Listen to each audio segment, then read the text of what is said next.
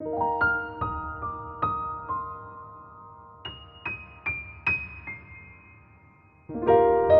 over the last couple of months, if you have an investment property, the sheet can claim back on tax. Are you rolling already? Yeah. Okay. The sheet can claim back on tax. It's fucking pretty good. No, not like, it should be like some people that have already looked it up and they've got a couple property. They're like, it's common knowledge. Yeah. But I only looked it up. I just like out of curiosity. I was like working from home. It was early in the year. It was like construction, not that very busy. Just looking it up. So you say you get a property, and you have a mortgage, right? You can claim the interest portion of that mortgage. You can claim if it's strata, you can claim that. If you have insurance, you can claim that. So all of these are like tax deductible. All this tax deductible, yeah. You can claim real estate agent fees and all that. Bro, that's you can rent and all that. Any expense, like you can claim it. Yeah, and then of course we're gonna. Obviously, you can not get 100% of it and of back, course, people are gonna bullshit the expense. You know, like, they're gonna be like, okay, tax agent, how much can I say that I did this? You know, what do you mean? what's that? Of course, like, come on. Like, that is the most I'm like. How do you think tax agent works? That's how it works. It's not like, that's like, come on. Like, will I ever do it? Absolutely Are you telling me that I have this? I'm not saying I'm gonna do it. I'm just saying, like, people. We speak in the third person here, okay? 100%. We're like, even when we tell some risque stories, it's in the third person. I saw a person. If Joe Rogan starts getting cancelled, you're gonna get cancelled too. Say weird shit, man. To be honest, if I don't get cancelled, it's like I'm not doing this right. I'm not trying to be provocative, but I'm like trying to be myself. Yeah, the funny thing is you got cancelled over saying the N-word out of context. And it's always those, I think I was looking at Kevin's video, there's those three brothers, I think. They like go through people's videos and just like put things out of context. People have time, bro. They're like old, like super old. Which three brothers? Look it up. Hey, guess what? I'm pull that shit out, Jamie. Hey, pull that shit out, Jamie. I ain't got Jamie money yet, but I am Jamie. Deadass. You know what I'm gonna do? I think Jamie joined JRE in like 2013. God, I think. I'm dead, man. I can't wait till I get my own Jamie. Pull that shit out, Jamie. What a fucking phrase. Dude, but I have this mate. Oh man, I gotta shout him out, man. I like how you said look it up and your first thing goes is YouTube. Yeah. I just swear to God, bro. Look it up on YouTube. Bro, YouTube and Google are the same thing, pretty much. Almost. You know, almost. They're the same company. Not exactly. YouTube is often someone's opinion. And people get confused. And what is thing? So what's the guy's name? Wait, guys who Google it. You'll be able to say. Google it and say three brothers that something. Oh my God, I'm dead, bro. That's hilarious, man. Nah. But you know what? It's like legit every video. You just type it there. Don't type in Google. 40 years old. Bro, leave me alone, okay? I'm gonna do it how I want to do it. Types Google on a search. What is the man's name? What's the man's name? Let's say three brothers took down Joe Rogan. Cancel Joe Rogan or something, yeah. No, Joe Rogan. I still gotta find. You'll find something. You know what it is? I gotta find a way to actually see if you can find it. Nah. Oh shit! I gotta be. So cancel it instead of took down, do cancel. Joe Rogan take down bids in his coordinator attack. Spotify says Joe Rogan removed podcast episodes. Nah, bro. You know what? Cancel. But yeah. Wait, I wanna see these guys' faces. You know what I'm gonna do? Okay, this part of the podcast, I'm gonna find it. I'm gonna find it. I'm gonna edit it in so we can actually see their faces. Yeah, 100%. You know. Let me look it up. See. Yeah, if you can find it, bro, please. People, brothers who made. I think they were brothers. Yeah. Brothers who made three brothers. Joe Rogan compilation. Yeah. That's what it sounds. Joe Rogan backlash over his use of N-word, political, blah blah blah. Blah blah blah. I think I remember when he started saying that because I think it was like for me. I remember I think it was because what's his name? What's that guy's name? Fuck. The guy that got cancelled for masturbating in front of things. The fuck was that? Is this comedian? He got cancelled for like because like on the phone. Yeah, no, that wasn't the phone. Like because it was a hilarious comedian. He was like really big. Fuck, what's his name? He even had a show. Why? But like I still think it's funny because like he used to be like I think he like masturbated in front of some models or some shit that like invited. No, but the thing is, I'm like, okay, this is one of the things that's gonna get me cancelled. I told you. I'm not trying. But I'm like, okay, they came and they stayed there. Yeah, of course. That's why there's water on it. Put it out of the fridge. Come on, this much water. I wouldn't do that to you. Like, that's just good housekeeping. Hey, no, go on. You know. But what's his name? Yeah. Oh fuck. I used to love his comedy specials. masturbated in front of model. Fuck your search history, Jesus Christ. The FBI. What's the Australian version of the FBI on my ass? Right, no, I'm only writing this weird shit because it's like, I'm actually curious. Masturbate in front of models. You're gonna get like, pornography suggestions. Masturbate in front of models. Comedian. Of course, his name's gonna come up. Everybody's like probably screaming. Pornhub. Louis C.K. Okay. Yeah. Oh yeah. Yeah. Like Louis C.K.'s situation. I don't know, man, because like it's like one of those situations where it's like Louis C.K. made this joke where it's like when you say the N-word, it's like you're putting word inside somebody's head. So it's like just say it. You know what I mean? Because it's like you're just like kind of skirting around. It's like what are words but putting an idea into somebody's head. And I think like that's kind of like remember that's where it was like I was like that's an interesting point, but. Of course, it was a joke, and it was meant in the context of a joke. But I'm like, it's a decent premise. I'm like, you know what I mean? It's kind of like how we keep on changing. Like I think like when they said the word like when they changed midgets to little people, I'm like little person. I actually even consider that more degrading. The word still has that context. Or like they'd be like, oh, instead of retarded, they'd be like mentally challenged. It's still. Bro, it still has I think earlier this year, Adele got a little backlash because she was at like a very inclusive award show. When she won an award, she's like, "I'm proud to be a woman." Yeah. She got cancelled. Not cancelled, like she got like for saying that. For saying that, yeah. Oh man, is it because of like the trans people? Like they were like, "Oh, you can't be proud to be a woman. Like you can't define what woman is." We're in dangerous waters right now, man. Me dead, bro. You're getting cancelled. I guess I don't give a fuck. But you're getting cancelled. No, oh my god! You know what? Yeah. I'm gonna paddle out of that one, man. Because I don't know, man. Like, me with the trans thing, it's like I do not hate them, but it's just that it's weird because it's like you feel like you have to like love it. You know what I mean? Like you have to like no, that doesn't make sense. It just seems like any kind of conversation. As soon as you come into the conversation, that's it. You've gone in the wrong direction. Like what? I don't know, man. You know what I mean? It's like I saw this article, yeah. Like this is what I mean by you have to love it, yeah. Not like love their lifestyle, but I mean like it's like this thing where it's like, I saw this thing from like Vice, and I was so disappointed, bro. Like my heart just broke because I love Vice. We can't have a little Vice. No, I used to love Vice because I used to legit go to West Africa and make shit about people eating hearts and stuff. Like there's this guy called it was called I think Baby Boy or something like that, and like they used to fight naked because they'd be like they used to think like we fight naked, like they shoot us, we're not gonna die or some shit. It was like bullets kind of thing, That's what he used to tell his fighters and shit. You know what I mean? But yeah. So it's like so I used to love this shit, and they legit have like the most like beautiful like investigative journalism. Like they go freaking to Afghanistan and interview. Yeah, they become very clickbait. You know what I mean? But then I saw this article and it's like, bro, they was like, I just saw the heading. I didn't read it, but they're like, your preference about not preferring trans women is sexist. I'm like, so my preference is sexist. So like, how is that sexist? You know what I mean? I'm not saying anything bad about them. I'm just saying I prefer to be with a woman that is born as a woman. As a woman, I want to with someone like ideally I want to, if things work out, I want to have like a family, like have child and all that, like But there was this wild shit too. Like I remember I watched this show, and like I feel like this narrative coming along. Like there's this show as well where this black guy. This black guy was gay. This other black guy was gay. Yeah. Imagine this wild scenario. Yeah, and then like they had sex and whatever. Yeah, and I think like he had AIDS.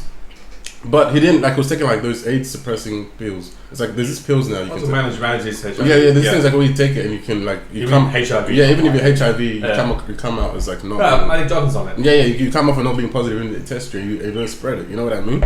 And then, like, they were having this conversation where it's like, the person was like, bruh, I feel, like, why didn't you tell me you were dealing with this situation? And then, the show made it out to be, like, the guy wanting to know that situation about your sexual health, he was the bad guy. He's like, I'm not entitled to tell you. He played the LGBT card. Yeah, no, but he was gay too. Like, they're both gay. Of course, he's sleeping with another man. Fuck. You know what I mean? Yeah. So he's like, the guy's like, why don't you? Yeah, he's like, why don't you tell me? Why don't you tell me that you were like, you were like HIV? So they're both black, right? Yeah, they're both black. Even if they're not, who gives a fuck? You can't just be like, oh, I'm black, so therefore I can spread. Okay, if they're not both black, there's a good chance the person that's black or the person of color is going to be pinned as the bad guy. It's so stupid because it's like Because I'm like, so you're telling me, it's like, if I had AIDS and I'm taking pills, okay, I can't spread it to you, I get it, you're safe, yeah? Yeah. But it's like, that's your partner, you're being deceitful, you don't being honest. 100%. You know what I mean? Some sort of harassment or something? That is legit what it is. That's like legit harassment. That's like I remember those guys who got sued for spreading like AIDS and STDs. I'm not saying you're spreading it because you can't spread it because you're taking suppressive pills. I get it. But still, it's like if I'm your partner and you don't tell me that, you know, I feel like I'm entitled to know that before we have sex. Mate, fucking, yeah. And I feel like there's this like, oh my god. But anyway, man. Talking of like, not diseases, but like, you compare it, like, so, I think it was the 1970s. The woman, yeah, I've probably heard of it, like, woman that got $2.5 million back, $2.9 million back in the day, at that time, which would have been a lot more now, right? Obviously. So she bought a coat from Macca's, and she spilled it on herself and got like massive burns. What? Yeah. And she sued Macca's for it. And ever since then, Macca's have put in caution hot sign on their coffee shop. But then you think that's like obvious. Yeah. Same with this person, right? Like, you would think it's obvious, like someone you're having, like, you know, that's what I'm trying to call it. It's like, you got a disease that's quite severe. Yeah. It's like you think like, oh, that's something I should bring up to my partner. How does that have sex? Fuck? You know what I mean? That's like a consent thing. But it's like, there's this narrative where it's like, no, you have to love it. You have to love it. And I'm like, I feel like when this is, dude, we're in a society where it's like, okay, it's like you can live your life how you wish. And it's like, you know, whether, no matter how I feel or think about it, it's like, who cares about my opinion? You know what I mean? Yeah.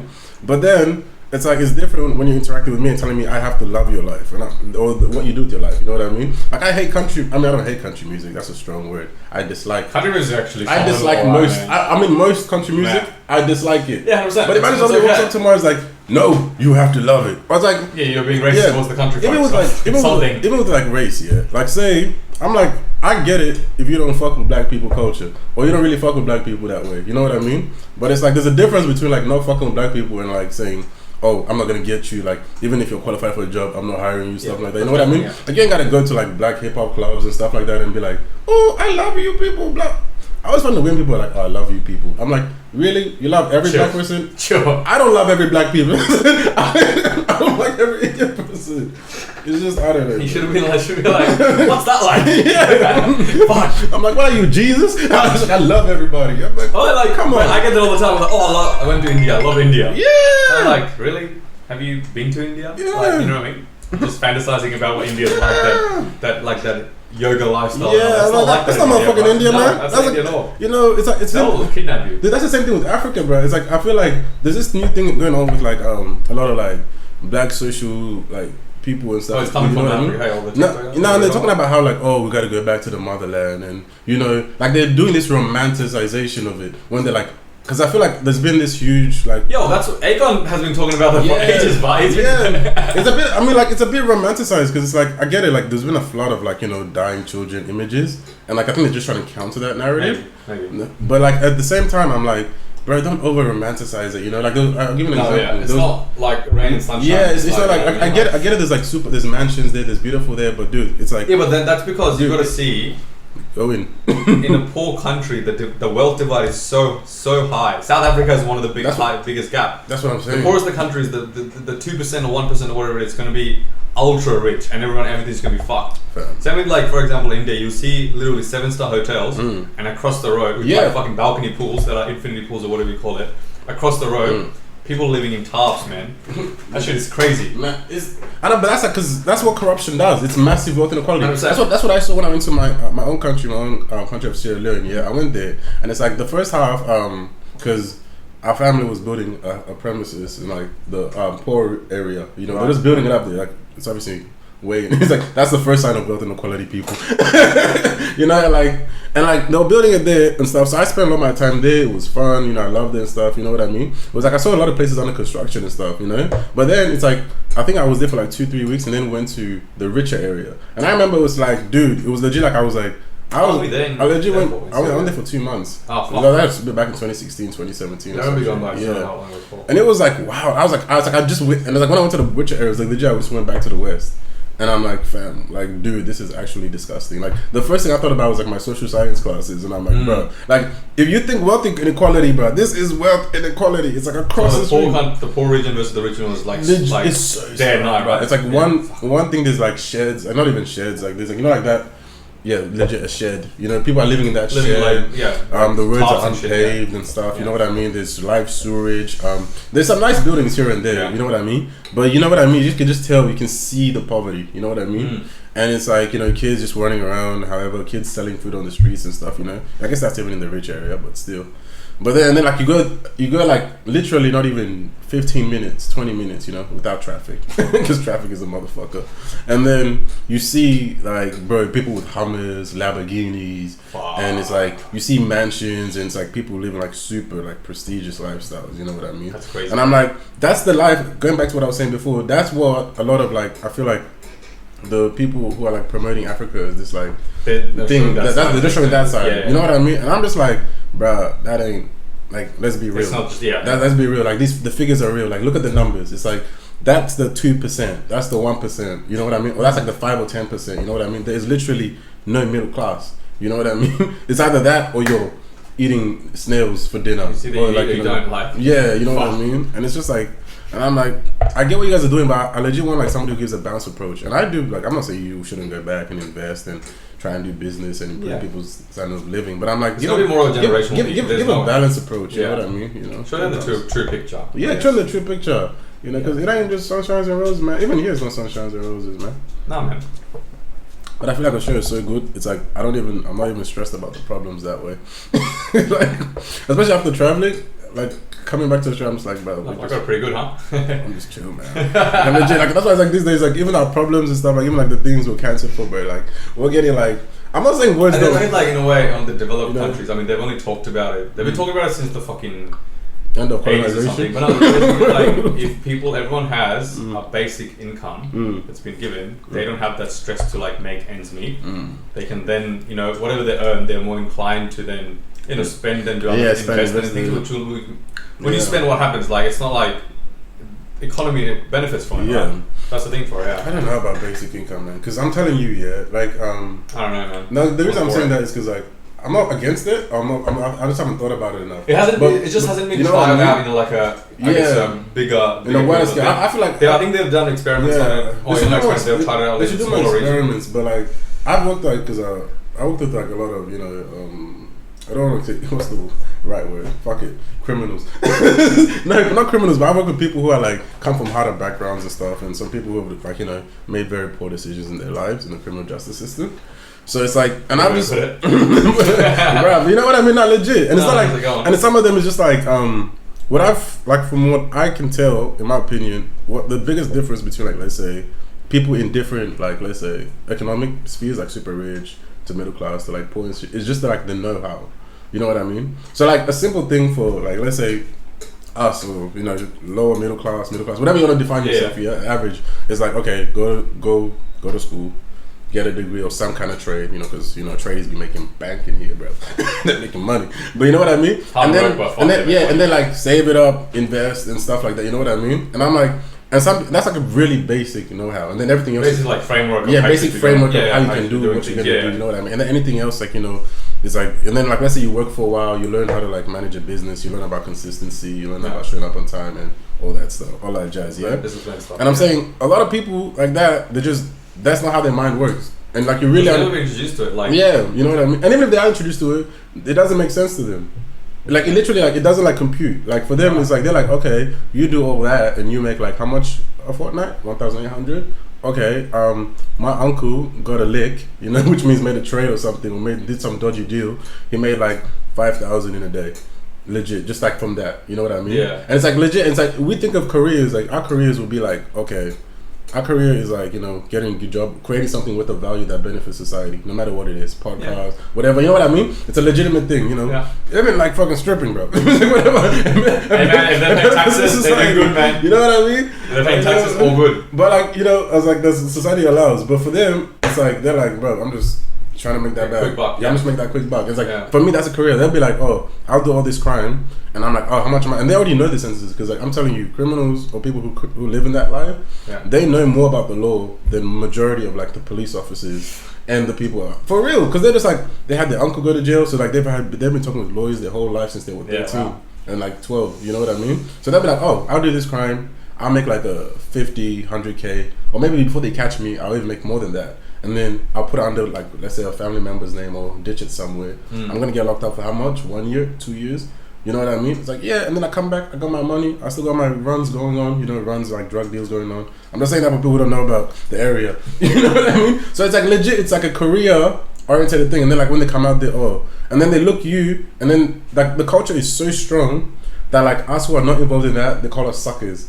Like they made it to be like, we're the rat races, we're the idiots, we're the people who are playing like this little dance with the government, you know what I mean, while paying them, you know what I mean? And they're like, they see themselves, and then they like make this heroic myth about what they're doing that justifies all the sick, twisted things they're doing, obviously with what comes with crime and everything.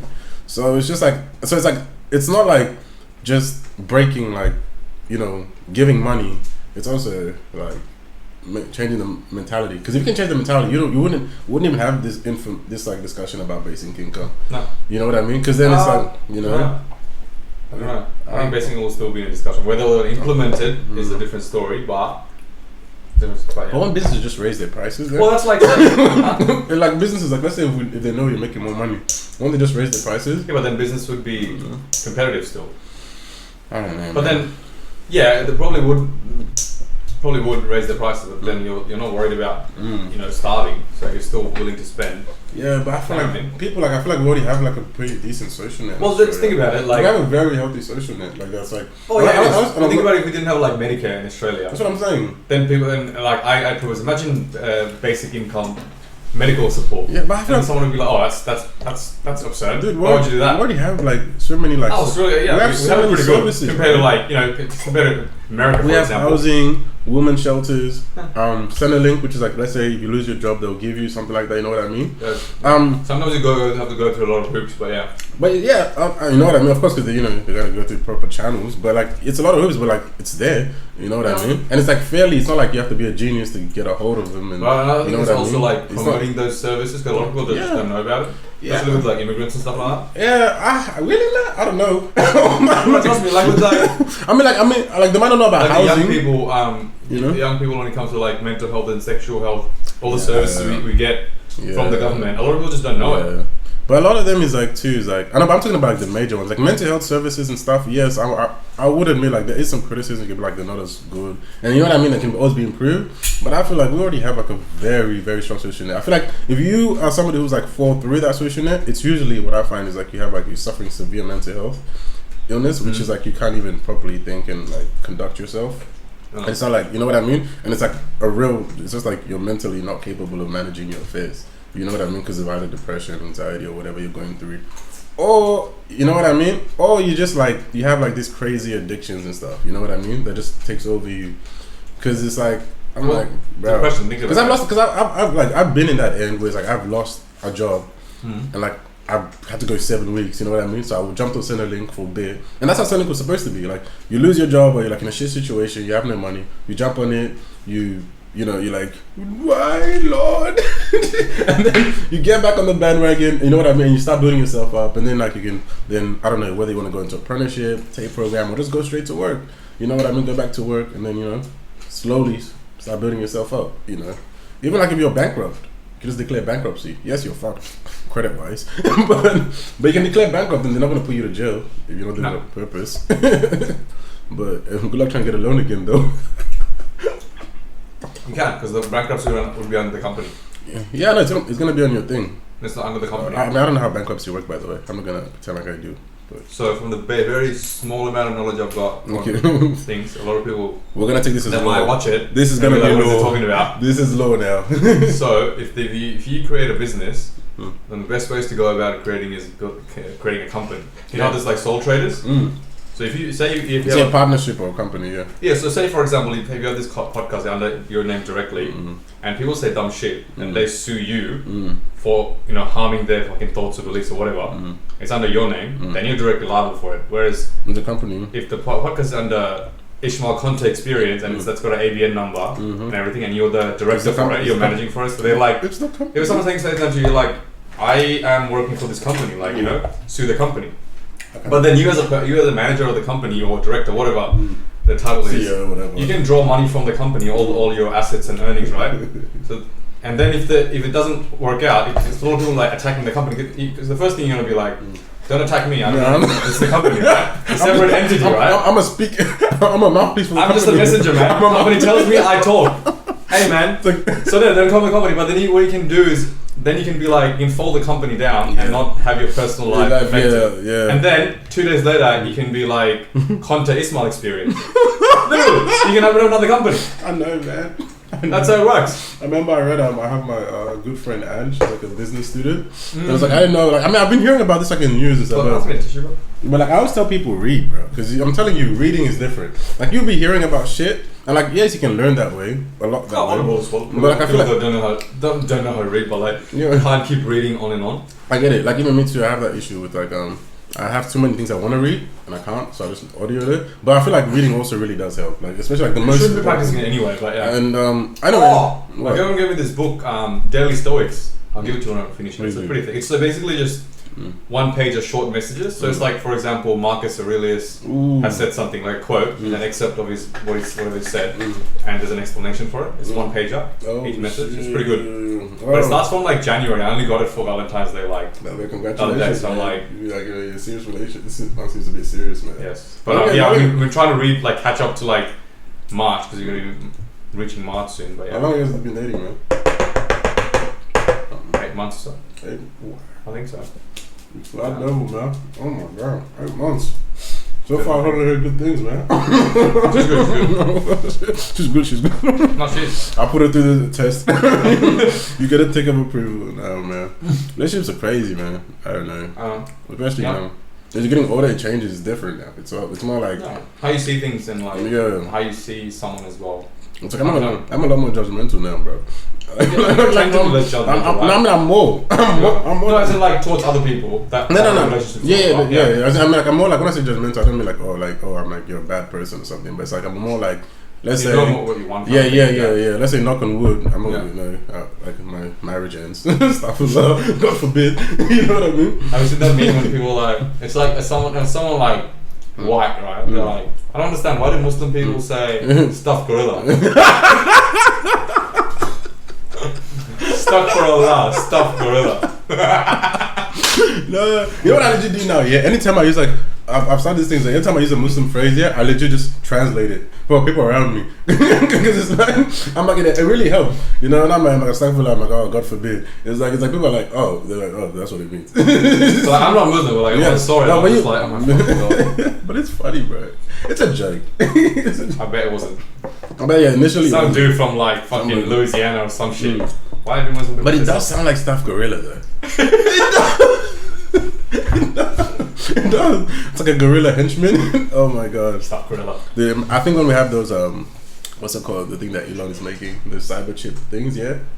What's it called? You heard about that? Like the chips for the brain. Oh, the Neuralink. Elon Musk is. I'm bad with names. I know things, but I'm bad with names. And it's like, imagine. I was just thinking, just now.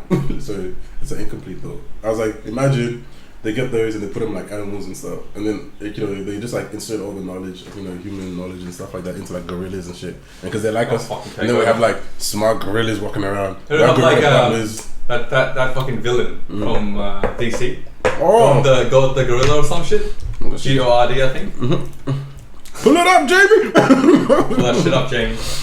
What's his name? George the gorilla. Gorilla. No, Gord. GORD. Gord the gorilla. I can't spell gorilla, man. Let's see. I'm gonna see images. How does it look like? Oh shit! Flash, one of Flash's enemies. I ain't gonna lie, man. I'm really deep into DC and MC. No, because you like watch like movies and stuff, and you see it pop up. I'm sorry. And he's like a super smart fucking gorilla. What I think about, and he built his own city of gorillas. What I think was like Planet of the Apes. When I see this kind of stuff, I was thinking about Planet of the Apes. I think obviously that's where the inspiration. Hey man, if chimps become as smart as us, we'll be fucked. One chimp is like as strong as like 5 people. I'm telling you, human beings, you know what we did, we did survive. We literally wiped out all our closest ancestors, and even now, people who are just slightly different than us were like, I don't trust you, motherfucker. Yeah, but we bring our knowledge with this strength. So what I'm saying is, literally, the moment we start to notice they're smart, We're gonna just wipe them out. I promise you. This gonna. But if they survive, they'll be a part of the house. I'm telling you, fam. I'm telling you. Humans are ruthless, fam. We're actually What are you going to talk with Rich? Of course we are. What are you going to talk with? We are so ruthless, bro. Hey, have you seen the shark attack? Oh yeah. You heard of it? Yeah. Have you seen the video? No. I watched it yesterday. Was it that bad? So one of my colleagues at work, right? Yeah. Apparently he was in the water surfing, like fucking 200-300 meters away from it. I'm like, whoa. No fucking way. No fucking way, bro. Let me see. There you go. It was the video. There's like videos. There's 2 videos, right? I don't know if these will show the videos or not. It's quite graphic. To some people, it can be quite. I don't. Yeah. Bitches. Now, see, why would you have a shark attack and blur the shark? Just shorts. It is just. The second video is quite like holy shit. So like, the first video. Where did you see it though? Huh? Where did you see it? My mate showed it to me. My colleague showed it to me. So this is what happened. The first one is like, so this guy is not like some rookie or some like immigrant doesn't know how to swim or whatever, right? He's like a diving instructor, and he was training for like doing a long swim or some shit, right? And there, when I saw the videos, basically it looks like someone's. I think he was wearing white. You're swimming, white or grey or whatever, and you see it out of nowhere, fucking come up, right?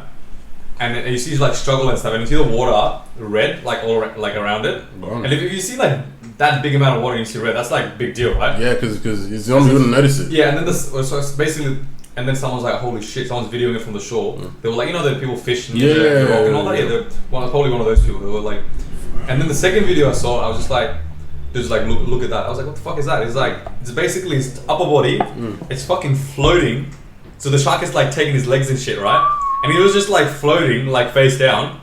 And then he's like, the good dude's like, holy shit, can't believe it. And then you see like towards the end of the video, just take it, go on. I was like, oh shit. I gotta watch that. And you get like, you know those people that are like, oh, sharks don't want to harm people. They'll shut the fuck up for the next 5 years, man.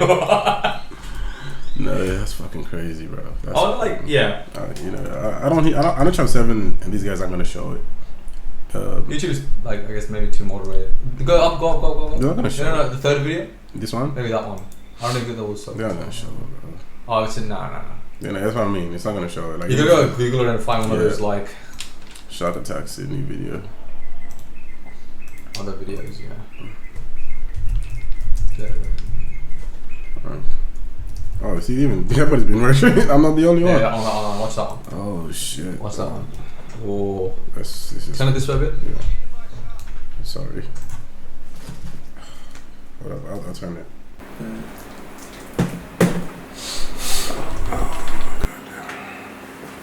Great, it was a great one too, man. Someone just got eaten by a shark.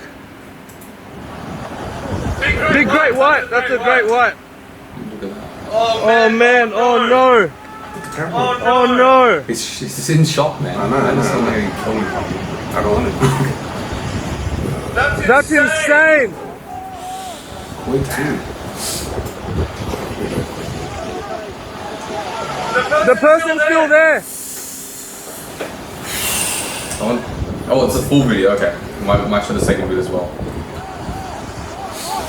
God damn. Still can't even understand. Like, I mean, I can see it, but it's like you can't really. Probably zoomed in as well, so it's quite unstable. Yeah, and you can't even like. It was close to shore too.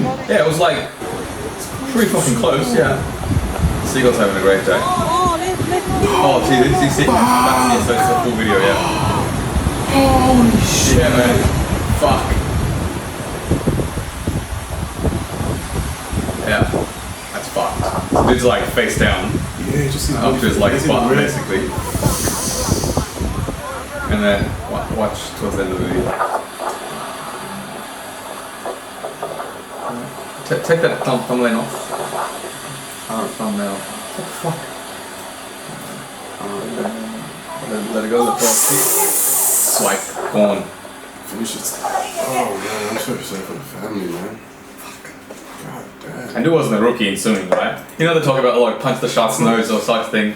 Bro, get out of here. Do you think the shark's gonna come up to you and like slowly bite your fucking toenail? They just like smash you with it, man. It's like, come on, it's stupid. Huge head. It's stupid because it's like sharks are like, even if you're a great swimmer, it's like sharks catch seals.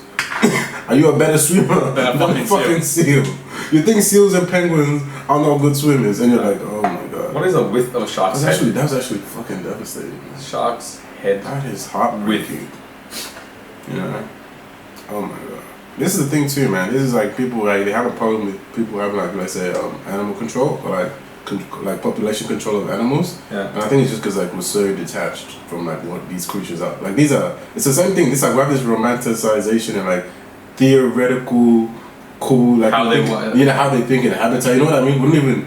But you know, back in the days, people didn't give a fuck. I mean, like that was another extreme. We just like it was just like kill them. No, that's another extreme. But like, this is the reality. This is why we gotta manage wildlife. You know what I mean? It's like I'm telling you, it's like wildlife is all fun and cool until you're in the park, until you go to the woods with your baby and children, and then you meet a cougar in the same track or trail you're running in. Then it's like, oh, I don't love big cats. I don't love big cats anymore. You know what I mean? Unless you're some Russian dude, just make that bet.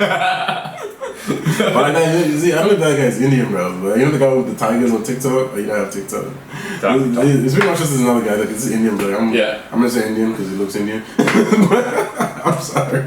Yeah. From South Africa, bro. Like Indian grew up in South Africa. Yeah, because they're everywhere, literally. Yeah. But he has this like 2 white tigers. You know what I mean? It's like people go visit him and stuff. White tiger. Let me show you, bro. Oh.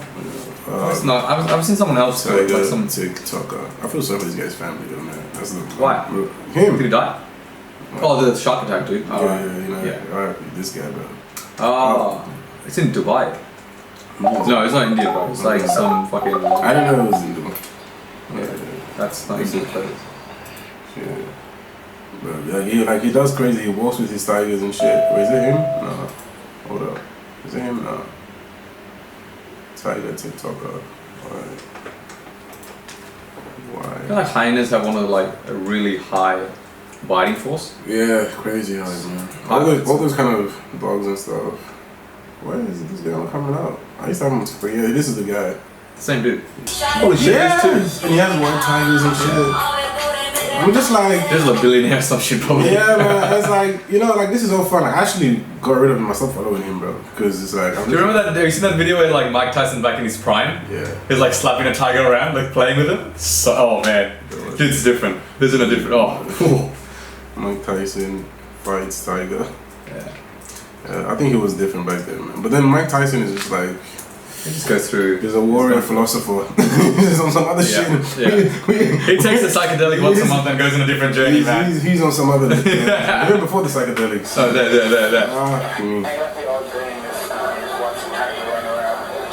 don't have any mental kind of thing that can you look at her a certain way and scare her? She stopped. Sometimes I push her with the charge. I charge her right away. I just revert my charge and she'll run. And just that'll be a mind game because frequently I don't stand a chance. When they're too big, she's still a baby. She's 220 pounds. She runs another 110 pounds as well. I'll just try Chinese translate. What is Japanese? Chinese, Mandarin. You know, so the funny thing is, you see the sound quality. That was considered professional back in the days, and now this is probably way better. Man, that's some other shit, man. I feel like big cats, if they lick you when you just your bare skin, you get scraped. They got a little. When I found that out, I'm like, holy shit! You can't just fuck with them at all. These are proper, just they're built to kill. Tigers are one of the best predators, right? I used to be a big fan of lions, but tigers have been. In a lion and tiger, even a Bengal tiger, which is not the biggest one, right? Because I think the Sumatran tiger is the smallest, the one in Indonesia. Because they look pretty similar, right? But Sumatran and then Bengal tiger and then Siberian, which is the biggest tiger. Siberian tiger will fuck up a lion. Like an adult versus adult, boom, no chance. Fuck, man. Because they're also a sole predator as well, so they just go for the kill. Yeah, I get watch those videos where they're stalking people in their natural environment. Not people, but other prey. Yeah, you know what I mean? And I'm they're super quiet too. They're just and you don't even, and they're just rolling on. And then when they pounce, but jaguars bar, they're smaller, but they're a different breed too. Big cats are dangerous, man. Jaguars fuck with crocodiles, man. Yeah, they're legit, and they die. You know, I thought maybe because they swim. They can swim as motherfuckers. I thought they fuck with them when they're already out of the water. These niggas are in your own environment. They're it's like Get fucked. Snake man. Literally, they fuck with crocodiles. They swim down like, and they're like, they dive it and they grab it by the neck, and then they grab it up and they're like, yeah, I'm on my board. Like, they know exactly where they're like for a crocodile. They know exactly the weak spot. Which like flip them under their throat. It's gone. I mean, like, I'm impressed by the technique and stuff, but dude, this, I don't know, man. They're born with it, like. The world is a ruthless place, man. Like, you ever just like, sometimes I just sit back and I just ponder to myself. I'm like, have you heard of that? Not a story, but like, so you know Yellowstone National Park in America? Yeah. It's one of the biggest national parks with like volcanoes and all that shit in some part. I think it was in Yellowstone. So there were like too many grazers, so like, you know, lots of like herbivores. So all the plants and shit were being affected, which means like other smaller animals were being affected as well. So they introduced, I think, foxes, wolves, and it just changed over like I think 5 years or 10 years or something. Changed the whole landscape because wolves are just like basically population control. Controlled like I think it was deers or whatever. Definitely, like hunted them down, antelopes and all that. And then others which helped the whole ecosystem like thrive so much. I'm like, holy shit. Fuck, man. I know it's an ecosystem, man, but it's a ruthless ecosystem. Even like, forget about like great wolves. Because you know, back in the days when you like watch those National Geographic channels, you're like, oh, run away, little. I ain't gonna lie, I was the opposite. I was like, get him, wolf. I was supporting the wolf. Wolves is different, but they play different. Yeah. They'll like hunt, they'll like chase someone. Yeah, and they have an ambush. They'll like go this or that. They have an ambush, man. But you know what? Like, I know we're talking about big game, yeah. But even like with my plants out there, I don't like talking about my plants. But even my plants out there, they're actually fucking ruthless. Cause like what they do is, they literally try to like get and block other plants from getting sunlight. I'm telling you, when you grow plants, you realize how different it is. They actually like, Dad does it, but I'm telling you, they're actually trying to like, if you see them long enough, and they're gonna actually move the plant leaf and stuff, and then you come back again, and you see them like actually like start to move. Well, this is why like, how you put it in like. You know, can't put it like next to each other. You gotta put it depending on the size and stuff. You're like, yeah. Stupid. I know I shouldn't be doing it. You're like fucking encouraging the fight. Survival of the fittest. You can get like manure from Warwick Farm. The stable is. They like chuck out horse manure. Oh. You can like use that. I already got like manure everything. Yeah, no, but like they just chuck it out so you can get it for free. Oh, the only thing is like you gotta get it properly because like if you chuck it in your car, even if a droplet, and it's gonna stink out the whole car, right? So it's gonna basically like get like strong tarp or something, and like pack it up really well. But yeah, that's a good idea though. Yeah, but plants are evil, bro. I swear to God. Like they actually legit try to suffocate. But you gotta do it like the horse manure stinks a lot, right? So you gotta like take the topsoil. I don't know how to do it, man. It stinks too. Oh, 100%. But it's really good. Yeah, I know it's really good, but I'm just the guy. Well, why don't you like when you like cut up like meat and stuff like that, all the excess, just chuck it out. Yeah, oh really? Yeah. Yeah. Like say fish head and all that sometimes. Yeah. So if I don't chuck it, put it on top because like then cats and stuff will come. I do that with like fruits and stuff. No, fish and bones and all that are a lot better. What does it do? It's nutrients for the thing. It becomes compost. Yeah. So like take the soil off, put it under. That way like cats and stuff won't dig it up. Like just don't come and like fuck it up. Yeah. So put it like Dude, but cats are 20 centimeters under or something. Dude, we have this cat. So take the topsoil off, put it under. Yeah. You'll see your plants thrive a lot more. Damn. I'll try that. Or like do like those gardens. You know, like people get like a big container, put a bit of soil, and then whatever like excess waste or like fish and so all that. Compost bin. That's it. That's the word. Yeah, and then they buy like worms. Yeah. And then like the air the thing out that becomes like natural, essentially free fertilizer. I should do that. But if you can't be bothered doing it, no, I can't be bothered. Just chuck all the thing. Because I already got some soil, so I'll get a bit of soil. Just get a container from the bunny, just like a big one. Organic matter, pretty much. Just chuck it in there. And instead of chucking it in the bin, chuck it there. Yeah. And then sometimes like once in a while toss it a bit, and that's it. And then after that, just put it there. Yeah.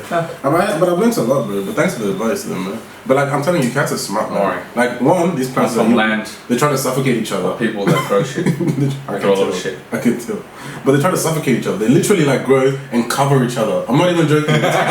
It's actually fucking cool. Hey, that's a pomegranate plant, isn't it? Huh? True. Which one? That one, right in front of me. Pomegranate. Pomegranate. You know pomegranate? I don't know pomegranate. You know it. I've heard of it. Of course you know it. But I don't know if it's a pomegranate, but like these are what we call potato leaves. Oh my god. But it's like fucking evil, bro. And like the cat's so smart that comes here. We have a cat that comes here, but he never steps on the plants. Like he'll walk in between them. No, it's not pomegranate. It's the one in front of me, right? The light green, yeah? No, it's not. I think it is, man. It's not. What is it? It has this weird, it bears this weird fruit that's like milk comes out of it, like a milky thing comes out of it, but it's not, it's not a pomegranate plant. You know, none of these trees bear fruit. I think one of them does, but it just bears this weird, like, kind of fruit. It's not like I don't know if it's a fruit or vegetable. But yeah, this cat is so smart. We have this cat. It's not our cat, but it's just a neighborhood cat that goes around everywhere. And it's like, it comes, legit, I think it comes over here because I water my thing and it gets a little bit of water, like residue, as it drinks it. But it like comes and like just walks in between all my plants.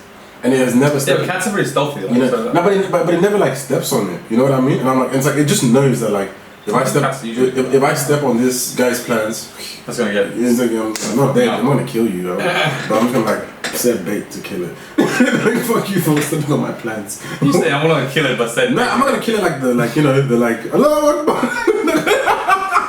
gonna do that to a cat. It's Muslim, so it's okay. Is it? No, I'm not gonna do that to it. I'm just gonna like set a couple, treats for it, like and then do what? And like it's gonna die later somewhere else. Like poisonous treats? Yeah, other side of it. Why is it sitting on my plants for, man? But it's just a cat. It's just a cat. There's millions. Can't argue with that logic. It's just a cat. Another cat, bro. Does it have like a collar or not? Yeah, it's like I think it's orange, but it's a good cat though. I let it be.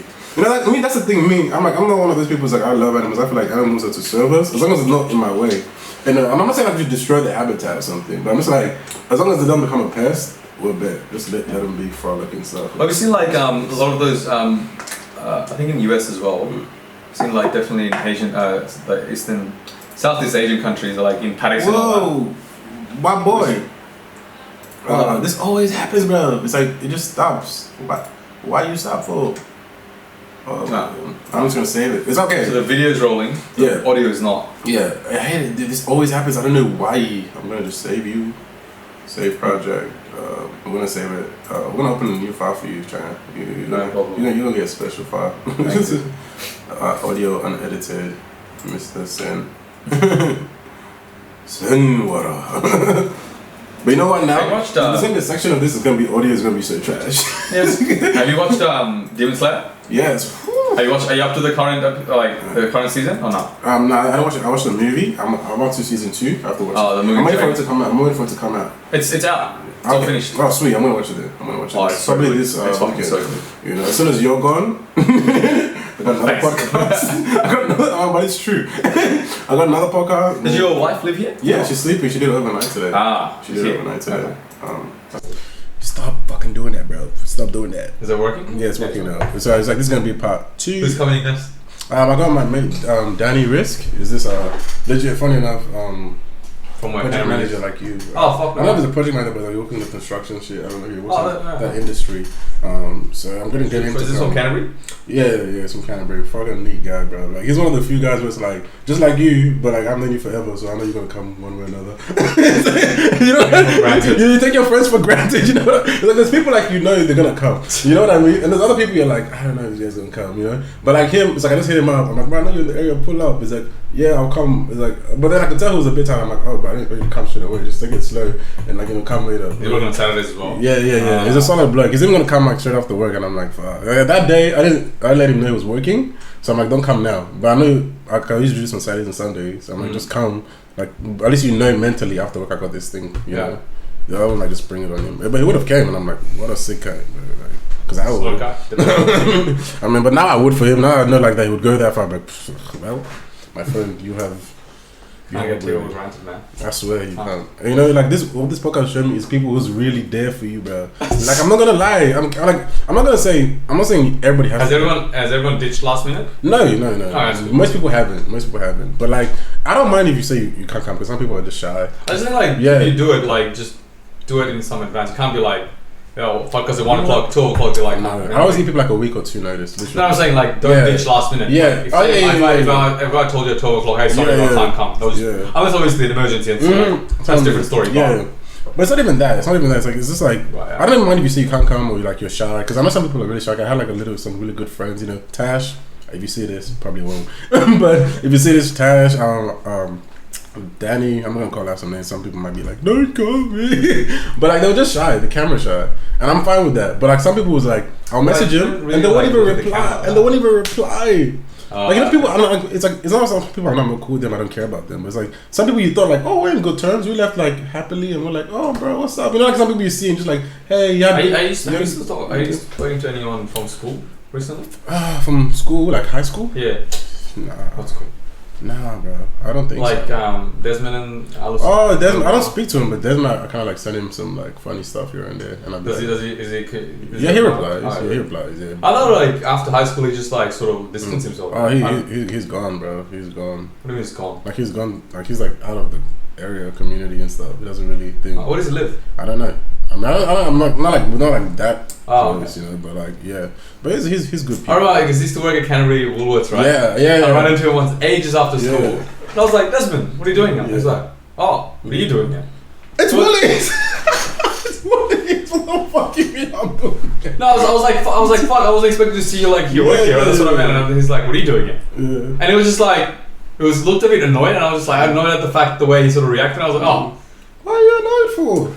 Anyway, if you listen to this, I don't care, man. Why would you be annoyed though? He's like, I don't know. No, but I saw him. I thought I got the mad cold shoulder from him, and I was just like, oh, I thought we were mates. Yeah, but you know something is weird like that. Some people you'd be thinking like we're cool, and then for some reason, like they just give you that thing. Like I remember I went to like even like I think a couple of weeks ago I went to prayer or something, and then I went to the mosque. I saw this guy. I haven't seen him in generations. Literally, but like I mean, like we left in good terms. Like last time I saw him, we were like laughing, eating, and shit. And I'm just like, "Yo, what's up, bro? How's it going?" And he's like, he's looking straight. He's like just looking straight, like, like oh like, shit. I'm like, can you see me? Like maybe because you know it's loud, you know, Muslim guys being loud. Shit. I'm like, "Yo, what's up, bro? What's going on, man?" And he's just like, and I'm like, wow. I'm not doing that again. I'm like, just that kind of energy. I'm like, I get it, like you know. And I'm like, delete. Yeah. Block. I don't know, but it's weird why people are like that though. I don't get it. I never had that thing. Like I knew you, even like if we were not like close, or even if we were like not really cool, you know. I'll still be like, if you say hi to me, I'm like, oh hey, what's up? How's it going? Yeah, we haven't like been in a huge conflict in the sense like, oh yeah, you fucked me over and things like that. I like to think I'm pretty dependable. Yeah. It's different if you fuck me over, but then it's like that. That's a different story, yeah. Like, you know, fucking taking all your savings and just ran off or something like that. Oh, that's a different story, obviously, but... bro, don't even talk to me. I'll literally look at you and be like, you're dead to me. I'll be like, hi. I'll be like, you're dead to me. I'm burning your house down. You're dead to me. Okay, take my savings. Aren't you hard at work, bro? Like, you sacrifice your life, bro. Honestly. You're giving your life up for that savings. But... Nah. No. And then he'd be like, no, that's Ismail podcast experience. That's not me. I'm taking you and your podcast. Oh man, get the fuck out, man. We don't need you, man. Shit. Nah. But yeah, do you want to watch UFC? Of course. You only have to have it on. What's happening? There's a good few fights in the next few Sundays in a row. Sweet. So it's usually on Sundays. Yeah, because in America it happens on Saturday night, so we get it on Sunday afternoon. Sweet. Alright, good search bar. Go there. Don't have to drink. Where is it? I usually watch it in Surrey Hills. That same bar that we went to last time? Yeah. Fuck, that was a neat bar, bro. That bar was nice. We were downstairs as well. Upstairs actually rooftop, especially during winter. Yeah. It's all like when it's like transitional season, so it's not too hot, not too cold. And if usually for like a couple of months they had taken the shade down and it was fucking burning under the sun, but it was worth it. Now it's back on. Yeah. It's good. Upstairs is good too. No, we should definitely do it, man. So what's the upcoming fights? I think the next one. Look it up. I saw Pull that shit up, Jamie. Yeah, I think it's UFC 273. UFC. So wait, do they count like each fight? Like what? Why do they call it 273? This essentially means. Oh no, 273. Is that that's not it. That's not it. So UFC. Type in UFC next Sunday. Next Sunday. Yeah. Who's fighting next Sunday? No, that's tomorrow. Okay, tomorrow. Let's get more. So, go to the calendar. Go to the bottom. Yeah, there. This is different. Oh, there you go. Okay. So next is 27th. 27th. Okay. Go UFC 27th February. 27 too. Second. Yeah, that was gonna be a good fight. Ismail Makovic, versus Bobby Green. That's Khabib's right hand man. Makhachev, Misha, Khabib, right? so, yeah, Khabib, Nurmagomedov or something. What about the women's? So Misha, I actually don't know very well. versus Wellington Turman. I'm gonna watch that card. I'm keen, man. I'm trying to get more into it, dude. Good man. Dude, let me tell you, bro. We'll talk about it. I went to my last the last time I went to jiu-jitsu, bro. Oh my god. But when was this? I feel like I haven't seen you. Nah, I didn't go last week because I just had it busy. I didn't go last weekend this week because I was actually properly busy. Like sometimes you be like I'm busy, and sometimes you're actually busy. This time I was. I've been injured, so I had this week. I actually had. Went only like 3 times. Dude, I'm telling you, I don't know what happened. I don't know if this was like just like a fluke, and I still gotta keep going to see if it was a fluke. But I destroyed everybody. But it was the beginners one, but we had. Yeah, it was the beginners, but I'm a beginner too. You know what I mean? And it was like I think like I had like one. Didn't recognize this earlier. It's like Ismail's actually pretty good. Yeah, dude. I was like last time I was just a bit lazy. I was like, yeah, that's true. I'll take that. I can say nah, bro, but it was weird. I was actually just dominating motherfuckers that round. I don't know what happened. Do that and then go to like all levels, the class we do, and then go to the advanced class. It's just fucked up. I mean, I still don't believe it because the thing is, like, I understood because some of the beginners that was there, I was not like. I mean, I was still surprised. I think I don't know, you're bringing you had your cousins and stuff. Wrestling and stuff. Those kind of things always help. Yeah, because you have that muscle memory and stuff. Yeah, but it was a weird. Because a lot of the time you go for a headlock. A lot of people don't do that. They'll just try and be flat and try and panic sort of. I've seen you go for a headlock quite often. Yeah. Or do that, try and do the guillotine. Yeah, because it's just pull it off, but yeah, but that's what Ismail say fuck you. Fuck you. This niggas be like, we go get some today, son. Get out to come. Oh my god. He wasn't in podcast, right? Yeah. I'll just tell him about it. I tell him about it. If he's interested in I let him know about it. I'm like, come on. He's like, but I think you gotta slowly indoctrinate them into it. I caught up with my uni friends yesterday. One of them was to give me shit when he was in uni, but he's actually doing well. So good to see him do well. Got properties, investment properties and all that. Oh shit! He was telling me how he's just thinking of starting jiu-jitsu. No, but yeah, he should. And I'm like, dude, it's an addiction. You won't stop, man. You won't stop. No, but do you still like the? I love it. Yeah, I love it, bro. And things, it was like, fuck. I never did that good. You don't understand. I was like sweeping people and shit. I was sweeping people. What's it called? Some of the, because I remember it was one of the guys. The older individuals always there every day. You know what I mean? The filler guy. You know what I mean? But whatever, and he's there for a while, you know what I mean? And even him, I was just breaking his guard, doing close guard and shit, and just and even after the thing, I was like, bro, was this a fluke? I can't believe myself. I know when I go to all levels, I'm gonna get smashed. I'm not surprised about that. All levels, this is advanced. I've actually not done advanced class because it's at 9 o'clock. I was shook, man. I was like, because I've never done that good. Even the other people, nobody said anything, but I was just like, bro, I'm like, what the hell? I was actually shocked. I did the beginners class a couple of times, and I'm just like, firstly, it's early. Yeah. I'm still working most of the time. Secondly, I'm like, nah. It's good. It's good to get the basics and stuff, but after a little while. No, but I like the beginners class because it really helped with the basics. And it's good. It's good. I want to do if that's the only class you can go to, better than nothing, right? Way better than nothing. But but then sometimes you get a bit of ego boost because I try and go with the blue belts. You gotta. Bro, you know that big dude that you used to usually train with? It's super nice. He's fucking it's strong as well. On top of that, he doesn't go full with us. I know. He's actually one of those people that when you roll with him, he will just do the minimum to get out of trouble and then let you work in a bit. He's actually training you. Yeah, I respect it. As you get there's this other guy, a few other blue belts that are they're good blue belts, right? There's a couple of blue belts that are you can handle yourself a bit more, but I always say hey, this guy called Abram in our gym. You see him his Asian got a straight haircut, looks like a mad accountant. He'll just absolutely churn you out, man. For 5 minutes, you are surviving. Barely. Oh man, anything you do, he counters it. Oh fuck. Him, this other guy called Jeffrey and Kent. Those three. Usually they go with fuck. I went with the round today with Young. So anything I did, he counted it straight away. Get good. Get good. I did 4 rounds, 2, 3 with Crawford, 1 with Young. Were you guys doing that free rolling thing?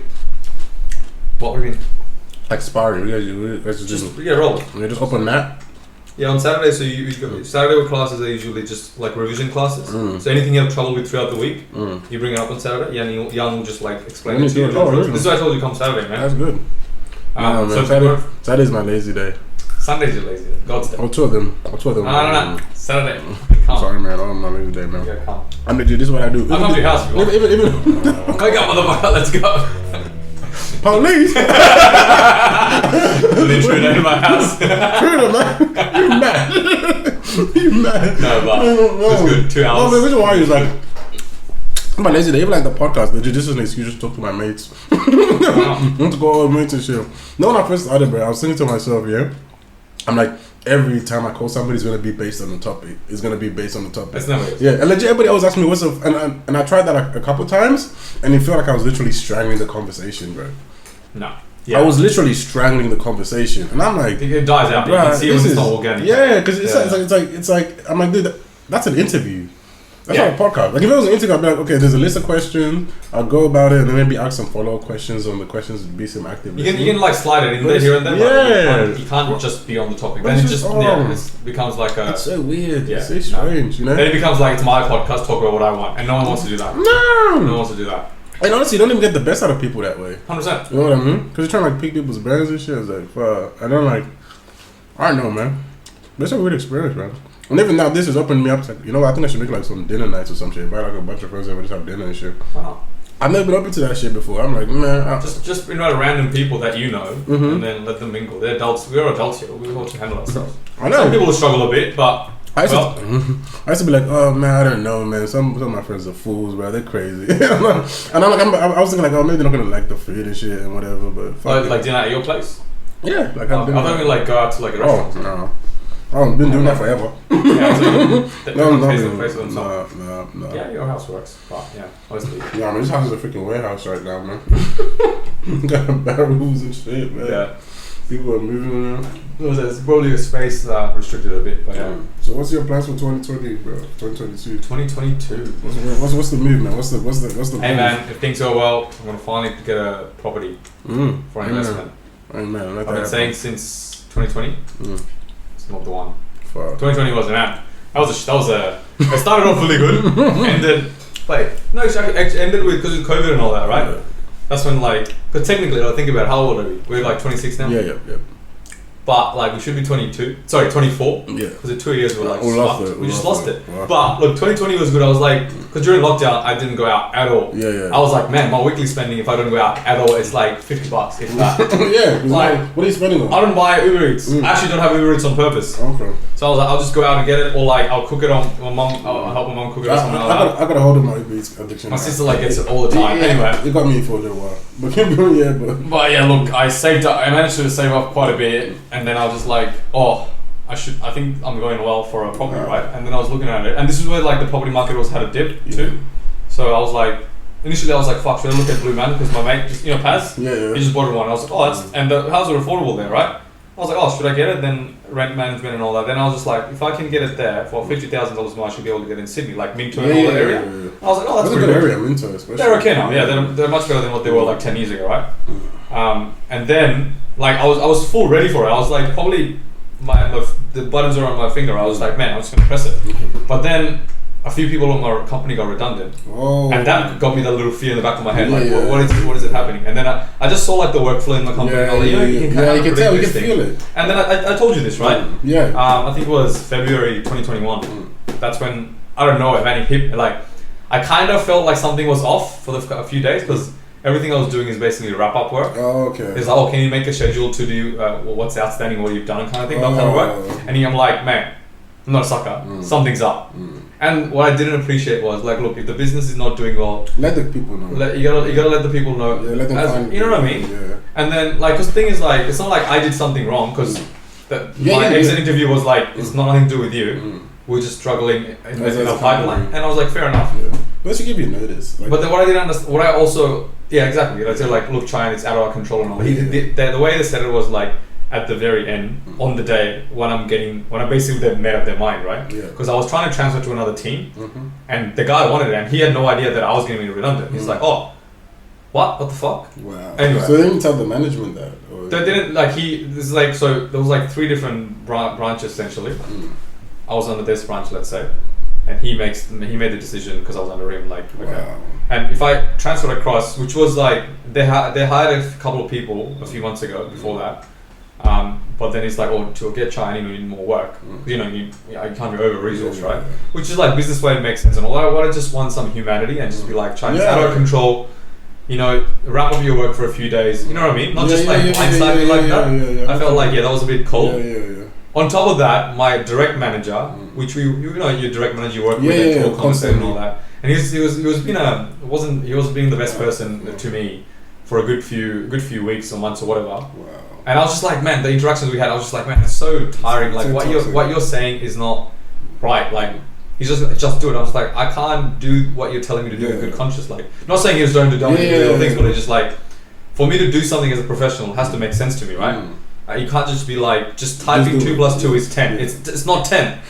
I'm not in debt to the government to write wrong things. You know what I mean? It is like your conscience got to make sense, right? Because like, if someone tells you to do something, do you not ask why? Yeah, of course. Your head down and do it. You ask why, because you got to understand the logic behind it. Especially with your role, I'm guessing it's a bit more complex, and there's actually. Well, it depends. At the time I was doing cost management. Anyway, so like, I wanted some humanity, some humane stuff from it. Like, he could have been like, hey man, look, as you know, like John's above me, and whatever decision he makes, I can't actually change it, reverse it. But I'm just letting you know this is most likely going to happen. I'm just letting you know as someone who worked, because we worked 2 years together, right? Wow, that's like 1 year and 10 months, 11 months. Anyway, whatever.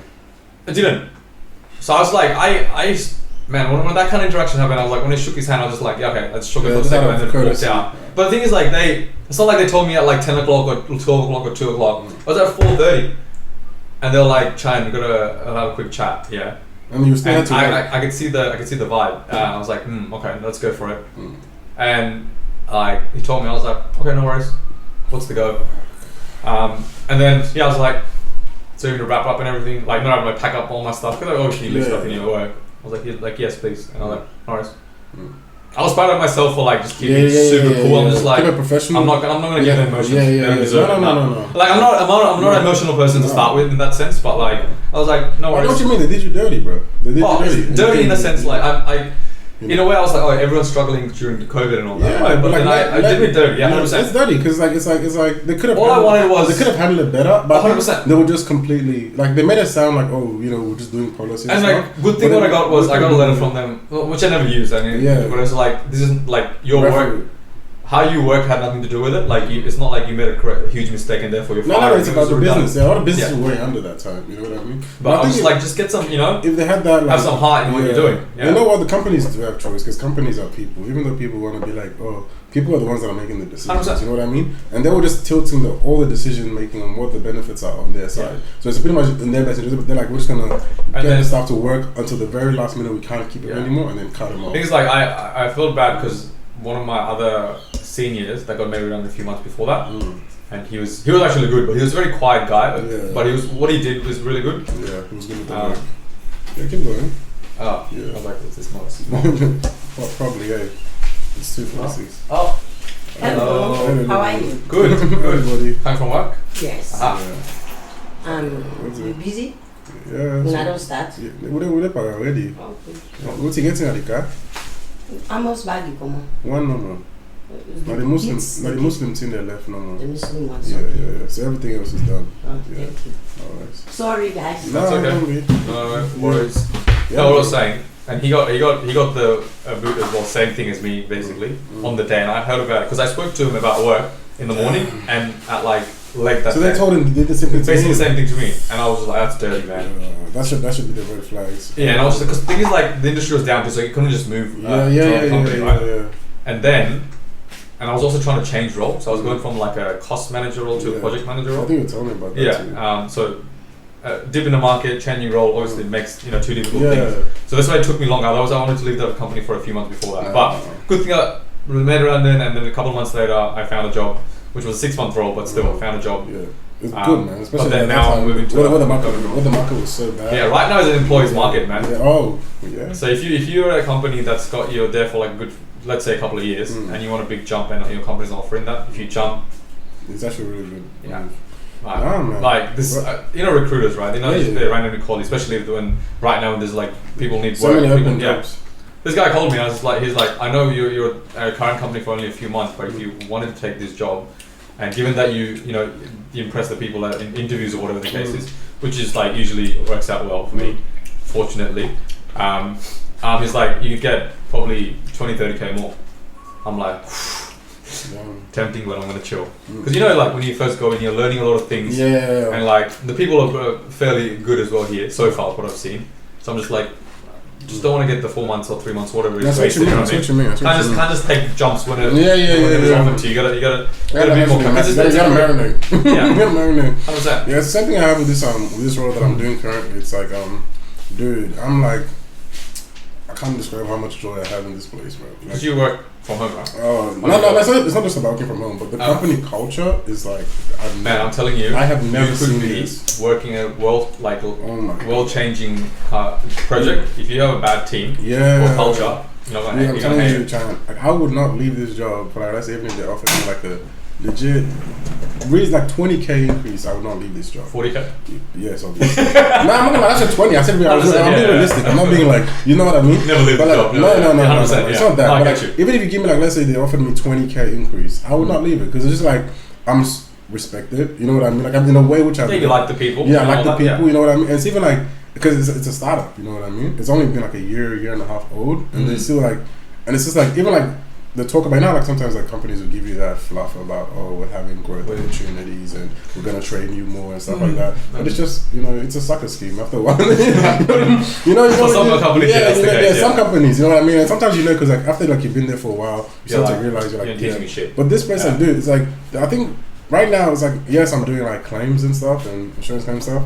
But like now they're talking about maybe we're gonna move into like doing financial advising and stuff like that, and then after that we're gonna like also learn about like also how to get back insurances from like credit cards and stuff like that. So it's like I'm learning all this thing about financial, and like I might have this opportunity to learn all these things about the financial. Pulling the numbers, man. And I'm favorite topic. And I'm thinking to myself, how the fuck did I find myself here? Bro? You know, and it's just wild. And you reckon you're gonna do something to like qualification wise, something finance? Or? No.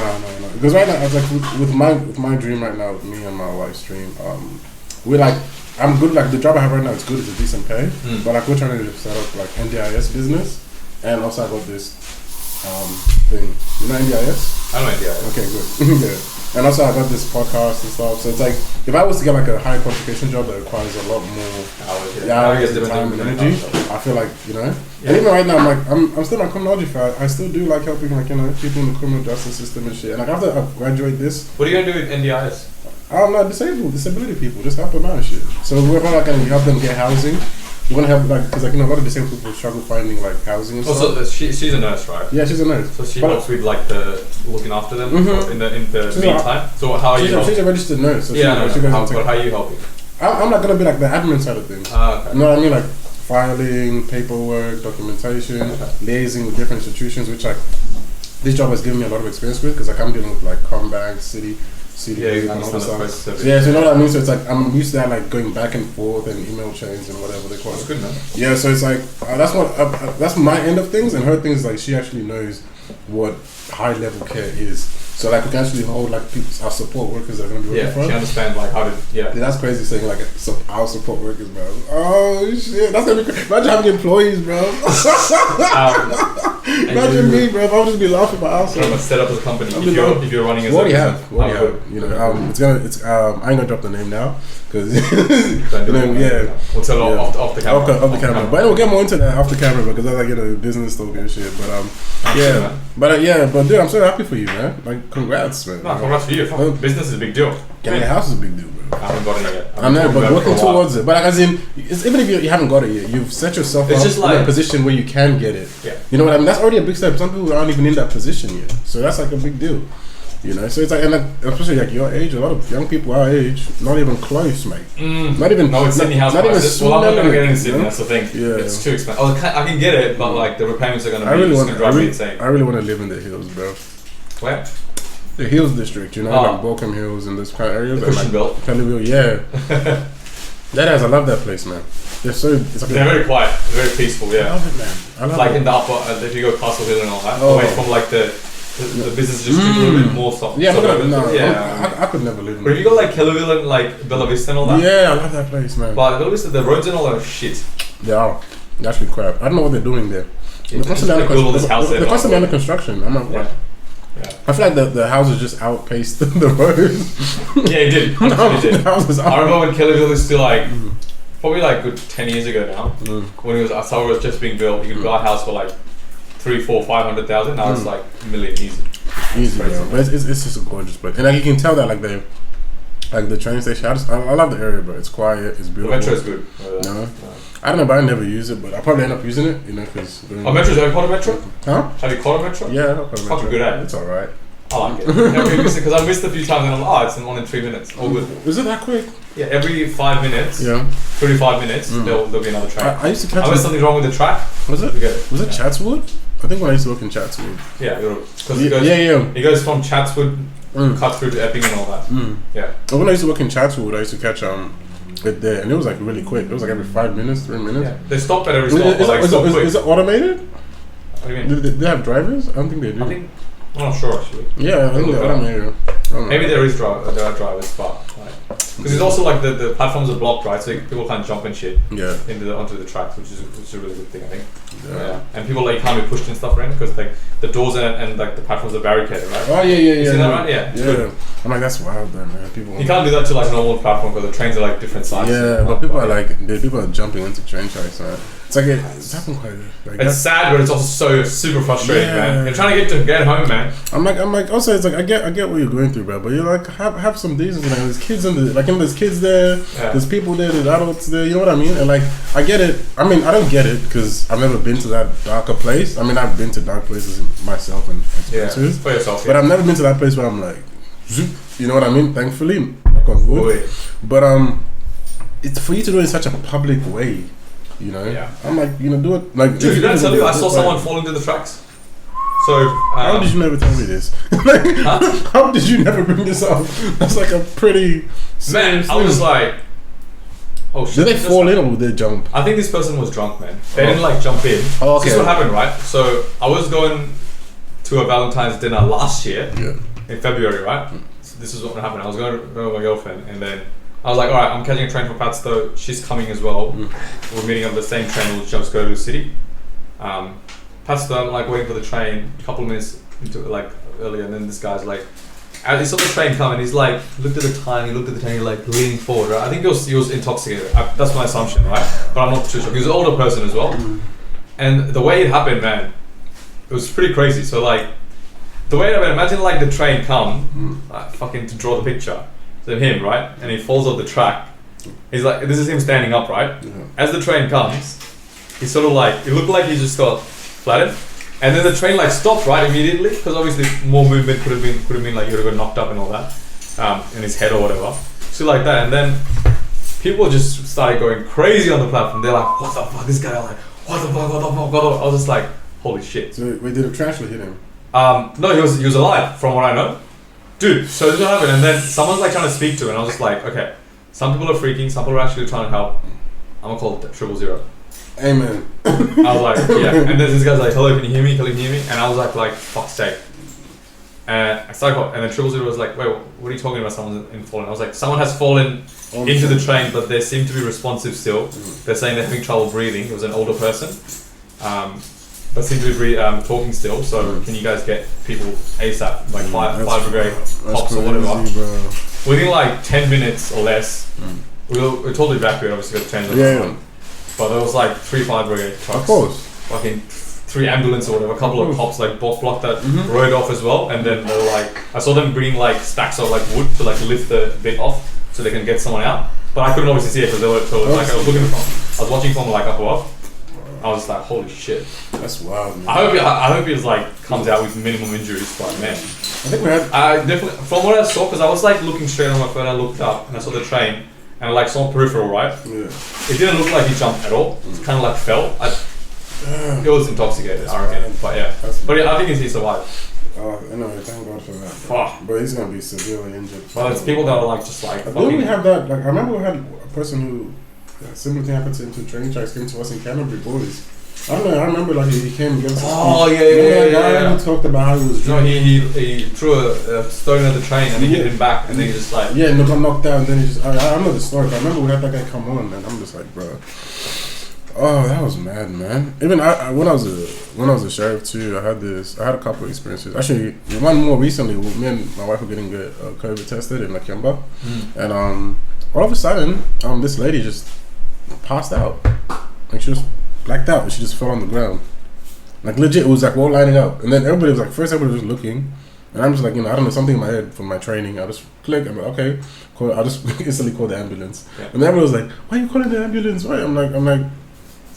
Who told you this? She passed out. Like people were just telling me like, oh, you don't need to call the ambulance. Just get us some water. I'm like, you guys do that. I'm gonna call the ambulance and shit. But the good thing is like, she was knocked out. But luckily, like we were at the COVID clinic, so there was nurses and stuff. So they just got control of the situation. Yeah. The second situation was back when I was actually a sheriff. There was this guy. I just went to go get a coffee, my lunch break. Officers need break too.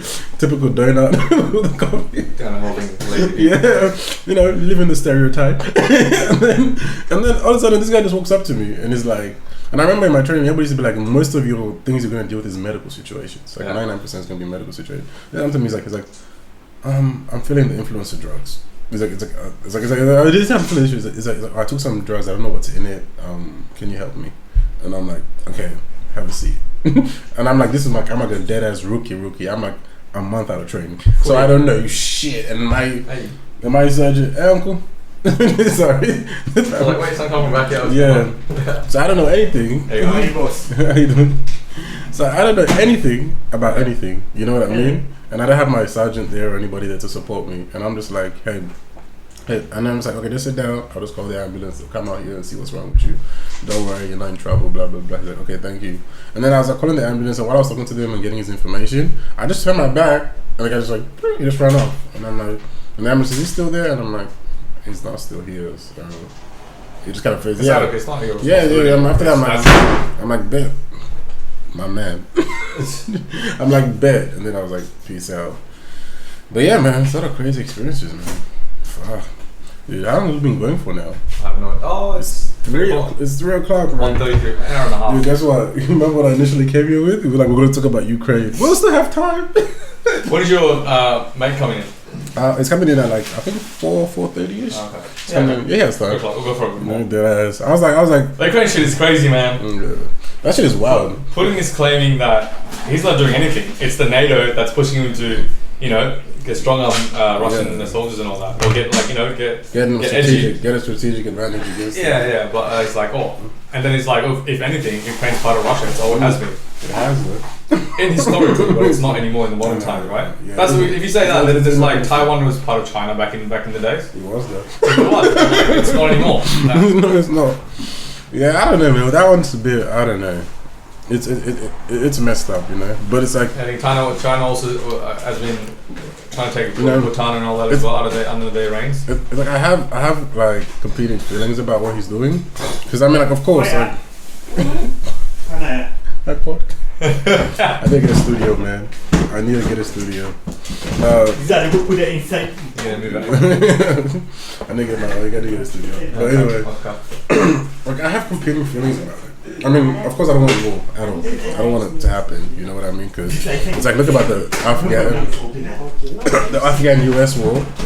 Hundreds of thousands of people died. And you know what I mean? Nothing happened for the good. Exactly. You know what I mean? I'm thinking like the same shit's gonna happen here, but like 10 times worse, because it's Europe and everybody has like more. And this is like, and Ukraine has like 40 million people and like a solid army with decent weaponry. You know what I mean? And the Taliban was just like a ragtag group of insurgents. You know what I mean? Yeah. They have some sophistication, but like they don't have like military grade weaponry and like missiles. Like not advanced. As in Ukraine. Could you imagine like Russia rolling into Ukraine? It's gonna be. But then like fucking 2013, that's when they watched it, right? So Ukraine had the chance to be part of Europe, but like the leader at the time, that the whole commotion at the time. Yeah. He was overthrown because he said, no, we want to be closer to Russia, like politically and all that. And people were like, what are you doing? We literally got out of Russia like less than 20 years ago for this reason, to be out of it and be more part of Europe. I'm not too mad at him for doing that though, because I think he knew this was how Russia was going to react. I think like Ukraine is like Russia's red line, because like you guys are too close. You know what I mean? Like that's why I said like I'm of two minds. Yeah, it's like I respect this country's independence and stuff, but like I'm saying like Go on. I respect the independence and stuff, yeah. But I'm saying like, if I was Russia, and I'm like, these Western Europeans have a tendency to like to invade me. First, it was Napoleon, just came there and did what he did, and then after that was the Germans and the German Reich. Yeah, but then think about how Russia has ruled over the last 200-300 years, whatever. They've just botched every single king or they've botched it every single time. They botched it, but I'm not saying I agree with their leadership. I'm just saying like I'm just thinking about obviously it. It's not like kings anymore, but let's be honest. He does whatever he wants. Whoever's the leader, for me, whoever's the leader is the king. I don't see the angle. No, but like in my perspective, I always try to think about like in the two sense, like there's a moral sense and there's like the strategic sense, and they don't always. I mean, strategically, look, if you just think of a cold military wide, obviously you're gonna take up more land. Not more land, but like especially when it comes to Ukraine, because it's like if you look it's at an advantageous spot. Like, if you look at the map of Ukraine, like let's say if Ukraine, Google it. If Ukraine joined, you could. People aren't gonna know what the hell we're talking about. Like I've looked at it for quite a bit. Well, look, Ukraine. Google Maps, Ukraine. Let me zoom in and out. Just you know that square thing over there in the corner. Click on that, and there's maps. Where? They're maps. Right. Next to YouTube. There you go. Yeah, because it's like I think about a bit Type like in Ukraine. Strategically. Ukraine. There you go. And, like I remember watching this show. Yeah. So that's Ukraine. We're gonna show people this thing. Romania. Yeah. So that's Ukraine, and this is Russia. You know what I mean? This is Moscow, literally, bro. Oh, look how all the big roads are in Moscow. It's pretty crazy. Look how close it is. It's like Hydra. Look how close it is. You know what I mean? And it's like I remember, like I watched this video from this guy. He's this great thing. He does pretty much he does like he covers like history of nations and stuff, and like why nations. What's it called? Armchair Historian. I don't know. There's a good few channels that I've there's a decent, but it's pretty much talking about how the problem with Russia, the part Russia always had, it has very flat terrain. So like this terrain is like very flat, so it's like easy to like let's say if you just get past Ukraine, like it's just pretty much like a highway to Russia. So they have no natural barriers. So that's why that's one of the main reasons why Russia kept on expanding, because people like either from the steppes like which is like I think this area, don't quiz me, would just come in and be like raid them and fuck them up for a bit. So but zoom out, see how big is Russia? It takes up most of the world. You know what I mean? Huge. Or people from Europe, let's say as soon as they pass Germany, it's like Poland to like Russia, just like a highway. There's no like big mountains and shit. So if you have like a serious army, you just can. But like look how close, like But then what's the saying that if they once they take Ukraine, would they ever take Belarus or try and take Belarus? They already have Belarus. What are you talking about? Like this is a puppet state right now. Yeah, In the world, because like even like that's what I was talking about that leader. That's why he kind of like. I think that's why he didn't want to leave, because he knew he's like, dude, if we leave, Russia's gonna bug out. Because especially these two states, like here, I feel like it's a bit, it's more okay because like it's a shorter border. You know what I mean? But even that, I'm pretty sure they're not happy about this. They're not happy that these countries are like. Those countries are not. I mean, financially, they're not doing very well anyway. Yeah, but they're not. But he's not happy that the fact that like they're still like controlled by the West, because it's just like it's really close to his capital. It's the same thing with like, as I always say, I don't agree with it, but I'm just thinking like I have to think like cold strategically sometimes. I don't think the US would ever allow like Mexico. If Mexico ever was like, oh, I'm gonna get really close with Russia, they're gonna invade. Like if Mexico allowed Russia to put its military weapons like in Mexico, that. Yeah, and like they were about to start World War III over that. You know what I mean? So I think that's what Russia's mentality, and like I think even like the previous Ukrainian government, they understood that. They were like, they were horrible people probably. Yeah, I know the history of what's going on there, but I'm like they were probably thinking like Russia is not gonna allow this, and I think maybe they might even stop at this river. They might stop at this river. You know what I mean? They might. I don't know. But I'm just like, it becomes a shitstorm. It's gonna be a shitstorm. It's gonna be a shitstorm, but like, it's already a shitstorm. It's like a shitstorm is like millions and millions of people are gonna die. Yeah, and then like for some reason, Europe has this. Europe has this tendency. Europe has this tendency where it's like when one thing pops off, it's like everybody's like pops off. Because they're so close to each other, man. Well, the agreement in NATO is if one of them get attacked, they'll help. But Ukraine's not NATO. But they're getting help from the NATO now. Yeah, of course, the US. Yeah, but they're not NATO now. But like, but the US has promised they're not gonna fight in Ukraine. I don't think they would. US. Yeah, the US has promised that they're not gonna fight. No, US is fighting on behalf of Ukraine, if anything. No, they're not. They're gonna supply them with weapons. That's what I'm saying, like, Yeah. provide them, like, indirect supply, which is helping them. Yeah, of course. But there's a big difference between helping them and, like, actually... Helping them with things. I don't mean, like, getting boots on the ground. Yeah, that's a big difference, you know what I mean? So I mean, UK is probably like, man, we fucked up too many times. US, ever since its creation, has been in most wars. It has never not had a war. Yeah. It's obviously not in the actual like. Yeah. I think the only last one they had in circulation was like the Civil War, but after that, I think it's easier for them to have. Have you ever heard of like the military-industrial complex? And it's like they're like, oh, we're making so much money out of being in all these conflicts that we have to just remain with them. Maybe. And it's like there's like so many jobs depend on it that like they just have this. I mean, I don't know how much I believe in that because like that's like you're trading lives for money. But like, so my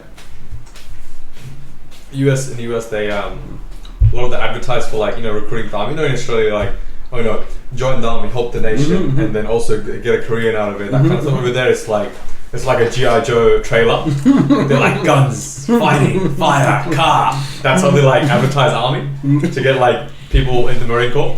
It's fucking crazy, man. I think that's because like they're most advertising into like people between the ages of like 18 and 20 something, early 20s. And that's what attract them, you know what I mean? They're gonna be like, oh, I want to be a badass military guy. And that's how they get them. But when there aren't any war, military does help people to like train them up and get them up in the social level. Yeah, it does help. You get all those benefits and all that you get. Me personally, I'm not against militaries, bro. Think about it. I think they're necessary, bro. For ancient time, there has always been wars and borders and stuff. Yeah, you can't have no militaries whatsoever. Yeah, like, unless you're an idiot. unless you want to be them. AKA Japan. Get a military Japan. Well, no, they can only attack Japan if they're as a self-defense. Dude, I know, but get a military. Like just. Well, if they have military. They have these defense forces and stuff. Yeah, that's military. What the fuck do you think it is? No, but it's like, it's not like mobilized. No, but then the agreement to after the World War is they're like you cannot. Japan cannot attack unless they're. How are you gonna like stay to that agreement? I mean, like as in. Oh, if shit goes south, they're gonna break the treaty. But I know they're gonna break it, but like, do you know how long it takes to mobilize, like to like train and like develop that culture, like of like ready for action. Even the US has been like active for like the last 200 or something year of the history. It's like during the time where they have like lesser conflicts. It's like because I like watching those military shows if you haven't noticed. Also, this is a conversation. Things we can say is probably not always 100% correct. Duh, look at us. Just like, mate, we just had a chat. We're having a fucking chat, alright? But I'm not making. I ain't trying to be I'm making no prefaces, bro. I'm like, if you want to believe this is facts and you don't want to do your own research. Can you just get this voice right now as a thing for this video? No, I want the fucking conversation. Be stupid. Be stupid and believe everything you hear online. No, but it's like stupid, like. Yeah, but it takes a long time for like a country to be actually like military ready. Like it's hard. It's not like that easy. It's not like you're just gonna have like you might have tools and stuff and all that kind of stuff. Yeah, but if you have defense forces, what do you think they're doing? That's what you're doing. They're not really. They're like kind of like semi-police officer kind of things. Look, I have not looked into Japan's training regime. But it's like it's really poor, fam. I'm telling you. Yeah, they really invest very little. As I look at this kind of stuff, I'm like, I like. What channel is it? Show me the channel. What channels do I go to? It's like kind of just like my YouTube things, bro. Yeah, but like. Surely you follow someone that I do follow some channels showing some sort of credible source. Subscriptions. So yeah, I like the ones that I would really recommend. Lad Bible, Wendover Production, the B1M. You like the B1M? What is B1M? I'm surprised you know the B1M. This is like about construction things and stuff. Oh, okay. Like they took all these cool buildings. I probably have come across the video. Yeah, they're pretty good. This guy, he's really good. Like this guy, I would recommend him. Not for like military, but like even like he covers like and like he has a room. Let me turn this on. No. He covers countries and his suggestions did come up on my the real reason putting this blah blah blah blah. Like he's really. When I was trying to watch some of the videos, some of them I saw like 20 minutes. I was like, okay, right now I don't have 20 minutes. Yeah, so I can watch it. But like he gets like it's What's like it called? John Harris, right? Yeah, he used to be on Vox. Yeah, but then he got his own. Vox is good. Yeah, he used to be on Vox, but then he got his own separate thing. And the guy that is John Green or something, his name. I could be getting the name wrong. I'm horrible with it. The guy did the Crash Course and all that. Yep. Oh yeah, Johnny Green. Yeah, he's got a pretty good channel. Yeah, there's another channel should follow. Also, Poly Matters. Poly Matters is good too. Yes. See, that's what I mean. Like these kind of channels, they're really good. It's really fun. Simon something his name, but he's got a few channels. He's got less into politics, more into historical. Yeah, type in mega projects. I think I already have. You probably have come across Yeah, I probably already subscribed to it. Sounds like something I'll be interested in. See that guy? Oh yeah. He's got a few channels. So he's changed his channels. Mega projects. And then go into channels. He has a couple. He's got like 5, 6, no more. Side projects, biographics is really good. He gives you like, he just basically goes on 20 to 30 minute whatever on one like a person. Geography is really good. All of them are. They're actually really Brain good. Bros haven't seen any of the videos there yet, but Today I Found Out is really good. Just like random facts and he expands on it. Brain Blaze. But Today I Found Out, that's pretty good too. Top 10, just all of it is pretty good. I don't really, I used to be big into the politics and stuff, but now I'm more into like the history and like the history is good for, and like I'm more into like history and geopolitics, yeah. You know, because I'm like, and like, because I realize like, like the whole, when you look at a map, like there's so much factors that come into play and stuff like that. Because I find like geography gives you it really does help you see why things are happening, and it makes you realize it's like I'm like now. This video is I feel a certain way about things, but I'm not quick to judge anymore. You know what I'm not like quick, because I feel like when you hear about politics, like it's all about today. Like today's hype, like, you know, like, or like let's say if you look at like what Putin's doing in Ukraine, you'd be like, oh, this is just out of nowhere. I know, but it just looks out of nowhere. Yeah. It's like one day he just woke up and it's just like, there's a thing you haven't followed, or like if you don't look at the history. Yeah. People just, because we live in such like now moment. Like now to now, daily news. And then what? Yeah. 2 weeks from now you're gonna forget about it. Literally. Something else comes out. Kanye's does something stupid. I really don't care about Kanye. Yes. People are like going crazy about Kanye. Dude needs to calm the fuck down, get on his meds, as they say. Yeah, he does. He's not well. Probably not. You know? It's either that or he's literally the most genius attention grabber that has ever lived. Yeah, actually, it's pretty good. He's like, as in, like, think about Yeezy, bro. Like, it sounds crazy, but it's like, bro, the guy, it's now, like, I think multi-million. Pete Davidson. Yeah. This guy just, oh man, he's going around. Oh my god, it's wild. But what do you reckon is your best case scenario for Ukraine? I don't know, man. Because I'm like, It's hard to say. You know, given where it's located and all that. Yeah, man. I definitely wouldn't want it to be under Russian rule. Every country has that right. You know what I mean? I'll come to your office. That's what I'm saying. Independent, it should be right. Like a country to choose where they want to belong. Yeah, of course. It's not like, who are we to sit here and be like, oh, you guys have to be a part of Russia, or you guys don't have to be a part of Russia, you know? But I think legit, I think like half of it, I think Russia's gonna occupy probably the half, like, back to the map. Ukraine. You see, like here, because like here they have like a quite sizable, around this area, like the east, is that the east or west? Yeah, east of Ukraine. Like with this river, I think they're gonna take this part. They might leave this, but I think they're definitely gonna hold here.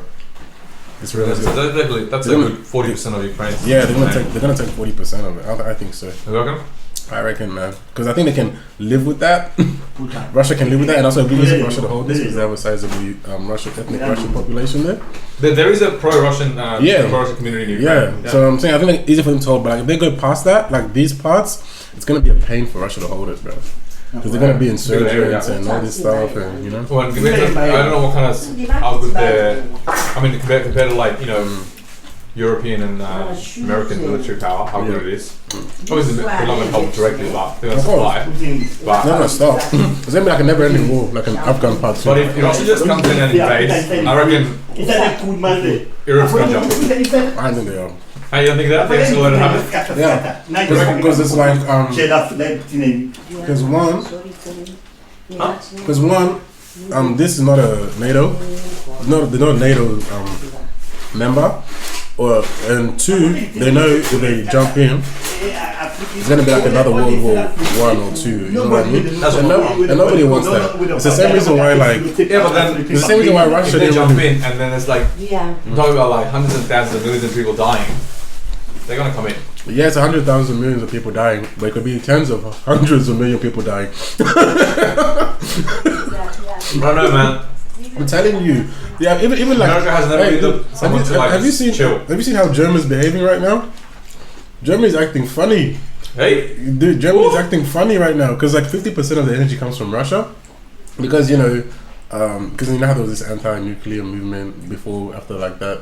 Oh, Germany can't have nuclear? Yeah, no, I don't know. Yeah, Okay, let me tell you what happened with Germany. Like in the past, like they had like a lot of nuclear power plants and stuff. They were always very experimental, right? No, but they were pretty decent. You know what I mean?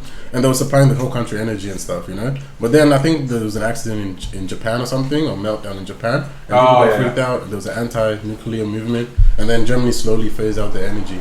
But then they needed something to replace it, aka Russia, and stuff like that. That's why they have like these pipelines coming from Russia, and now, unfortunately, 50% of the energy comes from Russia.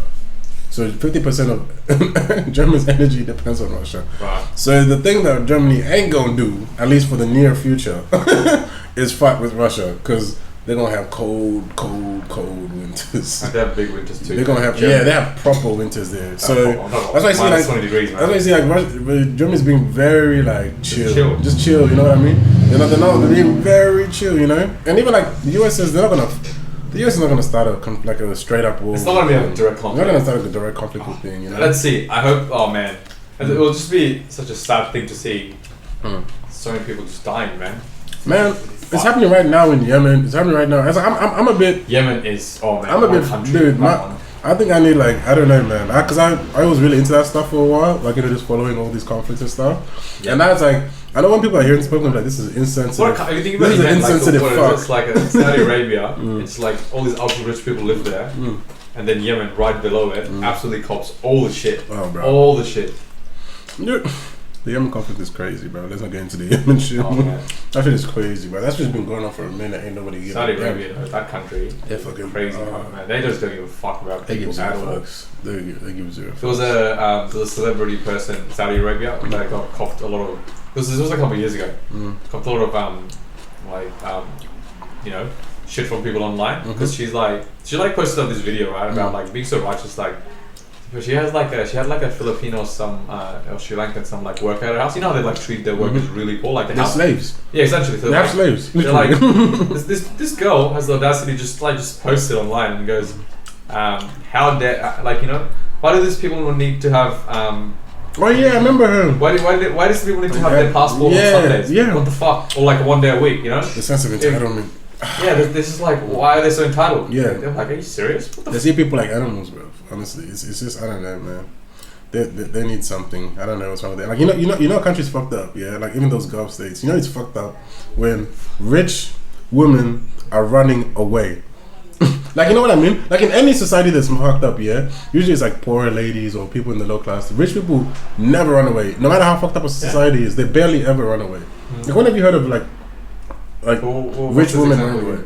Because there's literally princesses trying to run to the west away from Saudi Arabia, like head of state's children, like daughters running away because of how they treated like literal slaves. Yeah. And I'm like, what are you guys doing that you're making your princesses run away? And they're like, and then everything under the wraps, man. You know what I mean? It's like if it's you gotta think about it this way. Yeah, so I say this: if that's a princess's life, what about a fucking like let's say average lady's life? Yeah. Like an average day-to-day woman just going about her day, how bad it is? Because this gotta be like. At least you're in a gilded prison. You know, you are in a prison, and it's just I don't know, man. There's people. I don't know the one. I think I just become numb because I've just seen too much. I've seen too much fucked up shit like with North Korea. I bet you haven't seen enough. I've seen enough, man. I sure have seen. Why are you eating like half of them? What's going on? These are my ones. These are your ones. It's this. They're like those people that eat chicken wings and then just like lick it. Meat is different. Meat is different. What is this? I chew the bones on meat. This is fruits. This is same thing to me. Flesh is flesh. Dude, don't do this thing. Yeah, I once spoke to this. What's it called? I think what's this girl? I think she was like a Buddhist or some shit. I don't know, but they don't eat meat. Yeah. Course, yeah. And I remember I was talking about eating my food. Yeah, and then like she said it in this way that made meat so disgusting to me. She's like, I'm like, oh, I don't know what I asked her or something. I'm like, oh, would you like some of this? I didn't know. You know, I just offered her food or something. Yeah. And she's like, oh no, thank you. It's like you're eating human flesh. And I'm like, I don't know, but just the way she said it. Yeah, she's like, it's like you're eating. It's like, you know, the animal is like you're eating human food. And I guess that's like the. That's how they see it. Yeah. I'm not saying I have a problem with it. I'm like, bet, you know, more chicken for me. I ain't mad at you. I respect your belief, you know. Nothing but love. Yeah, I do your thing, you know what I mean? But I'm like, dude. I for some reason I just internalize that. I'm like, if you actually think of meat that way, it makes sense. Like, it makes kind of sense because it's like, it is flesh, they do bleed, they do have bodies like us, and I'm like... Well, mate, she's a vegetarian, right? Because she grew up in a vegetarian family. Yeah. Whenever she goes out, or like goes for like a trip, she's like, I've not been a vegetarian this weekend. Yeah, man. A lot of people, I feel like a lot of people like just follow like the beliefs or their religion. Well, just because of family. Yeah. Well, the same thing with political parties. Like, you support Liberal or Labour, or whatever, just because your dad has been doing it for so many years. And like your dad's been doing it, even if it doesn't really fit your. You don't know anything about it, just do it blindly, which is pretty stupid. But no, I don't think. I think it's just like a lot of people don't have the energy. Hey, man. A lot of people have the energy. What do you think is going to happen in this election in Australia? I haven't been thinking about it, man. To be honest, funny enough, I'm thinking about all the other shit, but I'm not really thinking about it. Think about it local, man. Yeah, well, I don't know, man. Do you reckon ScoMo should go? I'm not gonna lie, I have a love-hate relationship with ScoMo. Why do you? Because he's just funny. He's not a comedian. He's not Dave Chappelle, my guy. His job is not to be funny. Okay. My position with Australia is, I'm not gonna lie. Australia's like, I feel like Australia is easy mode for countries. You know what I mean? To an extent. It has it has a lot of real problems. I know, but I'm just like, I think I'm always thinking about international stuff so much that when I do look at Australia, I'm like, the thing that really concerns me. What did our guy say? You gotta fix your own home first. I know the thing that really concerns me with Australia right now, honestly, like more than anything else, I'd have to say, is like the home prices for new home buyers. That's like my big thing that I'm like in, because I feel like legit that's like that hits close to I feel like that's I legit feel like it's a thing where it's like low key. It's like a thing where it's like we want them to go up, keep going up. As an investor, as an investor, there's the investor me in the future, you know, God willing, you know what I mean. Yeah. In the future, wants these house prices to raise internally, but when I think back on who I am now and you know my children coming up, I'm like, these boys are fucked.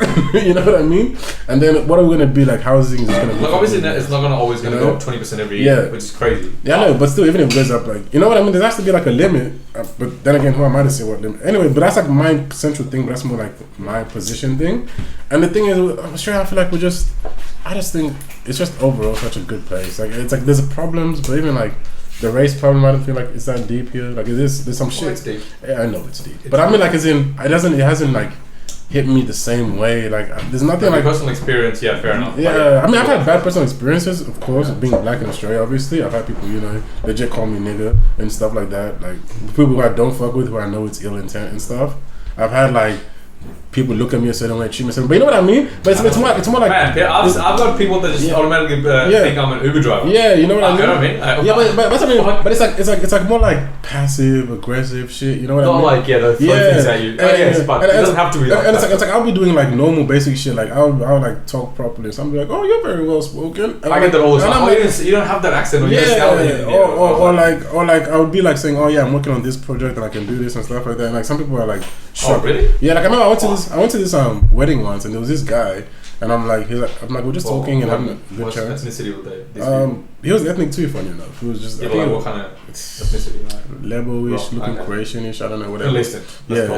Yeah. And I was talking to him and it was just like, and I think like he's just used to a lot of like black boys our age, you know, having cars and stuff, and he's like, oh yeah, I'm gonna go out there, you want to drop you? And I'm like, oh no, it's cool, I can drive it. He's like, really? You know, he was just shocked by the fact that I had a vehicle, you know what I mean? And it's like sometimes people would be like, praise me for things that are like not amazing. And it feels like it's a bit of like patronizing. Yeah, it's like a bit of patronizing thing, you know what I mean? Yeah, I get it. And it's like, I do know the person, because like when I was just here, before I went to like I mean, I always believed I could be whatever I want, blah blah blah. But I was kind of like found that amazing too before I went to Africa. But then after I went to Africa, and it's like you're in Africa where it's like everybody's black, literally mostly black, and it's like there's black lawyers, judges, there's black people running the country in all positions of life. I started to realize, I'm like, oh wow, this is what like, even though it's passive and stuff, this is what like they expect you to do amazing things. Like you doing an amazing thing is like the same way we think about like, and what? Yeah. It's praise. It's like say it's good, but not necessarily like doing something like, you know, these billionaires, you know what I mean? Or like something super amazing and innovative, but like you just like getting like a decent job, it still looked as good in society and stuff, but it's not like wow, you know what I mean? Celebrate, let's it's go out and fucking party for you. It's like we need to make like a public holiday for the first black man to ever be a lawyer. You know what I mean? And I guess because it's the context of this country, you know what I mean? Yeah, but then it just kind of opened my eyes to like, oh, like this, it really hit like what is like the difference, you know what I mean? Like, that's when you saw the difference. Yeah, that's what I actually saw, and I'm like, and my mind opened up. Before that, I was like celebrating that too, but then when I came back, I'm like, we need to get to a place where it's just normalized, you know what I mean? And I think because I think the first few times I copped like, oh yeah, you don't have an Indian accent or whatever, right? And I'm like, okay, thanks, I appreciate it. But then after a few while, I was just like, all right, it's not a big deal, you know? It's like, okay, let's move on. And obviously, it's not the same person saying it over and over. Obviously, like you're hearing it. Yeah, you hear it a lot of times and stuff, you know? And a lot of times, you know, like, you know, so like that's what I mean. Like it hits home, and I know what it means to grow up, especially having traveled and grown up. And a lot of like young black kids don't overcome that, like, you know, mentality and stuff like that. But I mean, it's just not as crazy. I feel like I think I'm too much like I look at the world in the wider sense, and I'm seeing what like young African kids are going through in the sewers. You know what I mean? Like, and I look at like Yemenis, and I look at like. You know what I mean? I look at like I've seen too much fucked up shit in the world. So it's like when I look at like so when I come and look at like Australia and stuff, I'm like it's bad. Comparatively, like, comparatively it's bad. And like I know like you know everybody has their own individual experiences, but I'm like I can see this is a country that actually cares to improve. Like other countries don't like at all. Like some countries are just like, this is how our ancestors have done it, and we don't give a fuck. This is how we're gonna do it till the day we die. You know, but like this is a country that cares to improve somewhat, and there's like some avenues for like change. You can like people have conscious, and you can actually do things to improve your life. And like with me with the resolution, well, that's how it should be. We should get to the stage where like that's how it should be. That's how it is. That's how it should be. I mean with black issues now, like I'm more focused on like I feel like we have had great people that have come before us that have come and paved the way. Not just for black people, but I feel like more acceptance of everybody. Like, you know, it's like you might think like, oh, Martin Luther King and stuff helped black people, but I feel like he didn't just help black people, he just helped the wider acceptance of people who are different, you know, because if you can accept people who used to be your slaves, it's easier to accept these new people that came and stuff. You know what I mean? But and I think I'm more focused on like the internal conversation between black people, like about ourselves. Like I get it, we were so focused on like what the other people thought of us, but like what do we think of us? That internal, like, you know, the internal dialogue between other black people. About, like, sometimes it gets you judge your people. Or and I'm like, oh, like, you know, like for example, like the black community, the light skin was which is like, it's so stupid. What are you doing? You're not helping anyone. Yeah, you know what I mean? Or like, you know what I mean? Or like even like our family dynamics and like you know what it means to be a man, like what it means to be a black. I feel like we need to have that conversation and like be a show, like really know who we are, because that's what I feel like is really missing. Because that's I was thinking back to my trip to Africa, because that's what really opened my mind. Because like in like African nations, you like the trip there? No, that's not sad. No. But like it's really like it's like a culture show. Because like African nations, like they know who they are. Like they're doing fucked up and they're not doing as well. You know what I mean? Yeah. But they have like they're like, this is who we are. We have our own standard of what is right and wrong. You know what I mean? And we know where we came from and where we want to go to.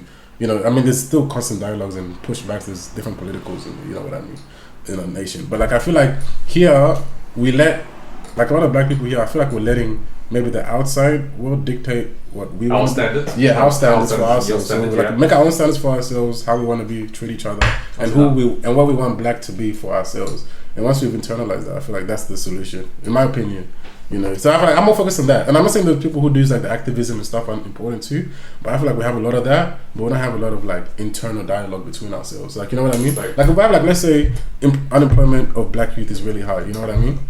I don't like, yes, there's people doing outside stuff, but I'm like, I think like it would be really good if we have our own programs. Like if somebody comes with their own program, like starts an employment agency and like that targets black youth at the soccer matches and be like, yo, you know, you're playing soccer right now. I know you love it, because that's like the like African people community center and stuff. Like where a lot of African people congregate. I'm like, maybe like we do like a promotion where like, oh, you know, this company's hiring if you're interested in this and this. You know what I mean? And how to time manage. You know, we gotta like.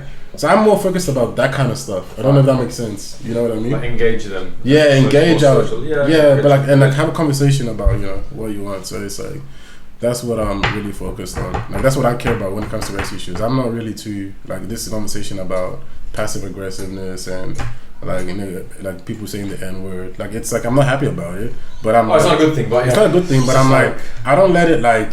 Is that something? Yeah, it's because the rest of the week, you know what I mean? Because I feel like if you know who you are and you know where you are, and obviously you don't want other obviously take. Nah, not like if somebody like randomly drop that word. Yeah, if somebody calls you a nigga and stuff like that at the workplace and you're not cool with it, dude. I'm like, how do you like? That's something like internal conversations. I'm like, how do you resolve this? You know what I mean? Like maybe tell HR, write a complaint letter. Which a lot of, trust me, when I say write a complaint letter, a lot of black kids are gonna be like, you bitch ass nigga, you snitching, blah blah blah blah blah. There's that ignorant mentality, and I'm like, I want to change. I'd be like, yeah, but this is a professional setting. Like this is how you conduct yourself. I'm not saying I'm like a super genius that knows everything, but I do know that little bit of like how to be in a corporate setting. You know what I mean? How to like.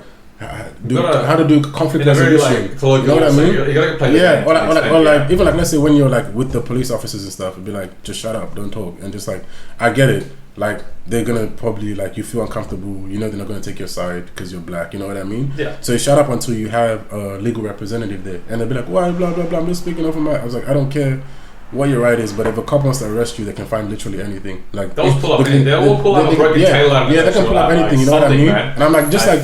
You know, and I feel like I'm more like focused on like the greater good, not the greater good, but the know-how, like how to navigate yourself. And I feel like we need that conversation. That's all the emotions for a bit. Yeah, that's what I'm more interested in. You know what I mean? Then, like, because I think right now, in my opinion, like with like black and South relations, I mean, of course, maybe it can get way better, but I'm like. It's as good as, for me, maybe I'm a bit skeptical. I'm like, I don't think it's gonna get better than this. In my opinion, I'm not gonna lie. I'm like, because I feel like if you're racist in 2022, after everything, after all the messaging, after all the government policies that are in place and everything, you're gonna be racist. You're gonna hate, man. You're gonna hate black people forever. You know what I mean? And I'm like, instead of you trying to get like I feel like if you like, I prefer people who like maybe just don't care for black people. Like when I say don't care, like as in I don't think about Indian people's issues. Like that's the truth. Like it doesn't come to my mind. It's not because I don't care about Indian people, but I'm like I always tell people this. I'm like, do you think that like every other person thinks about black issues all the time? They don't. They be thinking about maybe like how to get along with their lives or their families' lives. They'll think about it, but and then maybe like they'll think of and like when they're having conversations, about maybe I'm just using India as an example. India and stuff, what's going on there, and their people. You know what I mean? Or maybe like enough conflicts. Not saying like that doesn't invalidate what you're going through. But I'm like everybody has their own conflict that they're mostly thinking about, and then at times, of course, because something so horrendous happens. Like remember sometimes some horrendous happens, like even like in the Chinese community or this community, that we're all like, wow, what the fuck, we need to talk about this, you know what I mean? Or you know, in our community, and then we talk about this, you know what I mean? And I'm like, we gotta fix our own bed right now. That's what I'm thinking about, because I feel like I take a lot of inspiration from like other communities, like as like, you know, like Indians, Lebanese, in some ways even Chinese, and I'm like, I love what they do, is like, because like they do a lot of like, I remember I was having this conversation with one of my friends, I won't call his name, and it was like about, I was talking, I'm like, oh, because before I used to think like everything should be taught in school about mortgaging and stuff like that, and then he told me like, he's like, but your parents should teach you that, and I'm like, and like some people would be like, oh, that's insulting, blah blah blah blah blah, and I'm like, I just thought about that, and I'm like, parents should teach you, but also it should be part of those basic things that you're gonna face. It could be, but there's like so many little intricacies. Like just a mortgage. I don't know what other examples you come up with, but like. You have to go through it. It's like saying, in a sex education, parents should teach you that. Yeah. I mean, like, not like teach you, like, as in, like, in detail, but, like, as in they should introduce the concepts to you. You know what I mean? Or like, trust me, there's the more affluent people in the world, they do. Yeah. I've had colleagues where their parents are, like, doctors or whatever. Yeah. They've given them, here's a portfolio of investments, 10,000 or whatever it is. Like, let's say even $100, but they give you a portfolio, now it's your time. Like, now you got to put your own efforts into managing it and grow it or whatever. It's up to you. That's what I mean about like know-how. And I'm like, the biggest secret that I find that differentiates people and their success is know-how. You know what I mean? It's like companies will be like, protect their rights to how to do certain things or how to make a certain product. It's the same thing. I feel like a lot of cultures, you might not think about it, but like they'll be like, oh, this culture is better than this. It's because like this culture has know-how. Here's the thing, you right? know what I mean? The friend's thing about the mortgage. I guess you gotta listen to what he's saying. You can't be like, oh, you're fucking stupid. That's not what we're doing. But like, parents often don't know how to explain it. A lot of parents don't know what it's about because they haven't been taught. Like, you know what I mean? I know they haven't been taught, but that's what I'm saying. we have this. Maybe they're gonna be like, maybe go to the bank and get an appointment with someone. I get the fact that some people don't know, yeah, but you can't. But ignorance is not an excuse in this life. I'm a bit of that thinking, as in, so I'm telling you, like a lot of African and black people, we always be talking about our problems. Not as in what is happening from the outside in, but the inside in. What's happening in between us, you know what I mean? And I'm like, a lot of it is also people just don't know. So I'm like, why don't we teach ourselves? Or somebody does. I'm not saying, and I'm like, I say all those ideas, but I have my own thinking about how I'm going to do it. But that's a conversation for after this. But educate ourselves. And then so we can educate the next generation, make it a bit easier. You know what I mean? And that's just know-how. I'll give you an example. With these containers and stuff right now, a lot of my uncles and mom and family members are doing, it's people before used to do it the very hard way. This is a little simple example. They used to just do hard manual labor and stuff, yeah? It's going to sound stupid, but nobody ever used to use forklifts. They used to do it in your community? In my community. Oh, okay. Just 10, 15 years ago when I was growing up, people never used to use forklifts. They used to just lift it the hard way. Nobody used to use what's it called? Those push trolleys things or whatever they call it. And it was people just doing it. People just be like, oh, you gotta just be a man and things like that. 10 years later, now people are using because I think they've worked in warehouses and worked in all these different places. So much easier. Now people are using forklifts and stuff like that. And that's the same for how it's but we just gotta speed that up. You know what I mean? About other stuff concepts and stuff. And I'm school can't teach you everything. A lot of things you learn. No, of course. Trust me. Trust me. It's from your. It's you might not think you. That's what I'm saying. When you see, you see your parents having a house and paying mortgages or gives you saving or working hard. Yeah, you have some kind of framework. That's what it's a good, healthy family or a family that's intact helps the kids. Obviously. Yeah. But even if a family's not intact, it's you trust me. From your family and your wider community, you still can get a lot of lessons, you know what I mean? Because you know what's happening in your community somewhat. You know the fucked up shit, you know the good shit. But there's a lot of positives that you naturally gain from just being around people that, as in being around you and stuff. I learn things, I'll be seeing you do shit, and I'll be let's say right now, you're getting your thing, hopefully.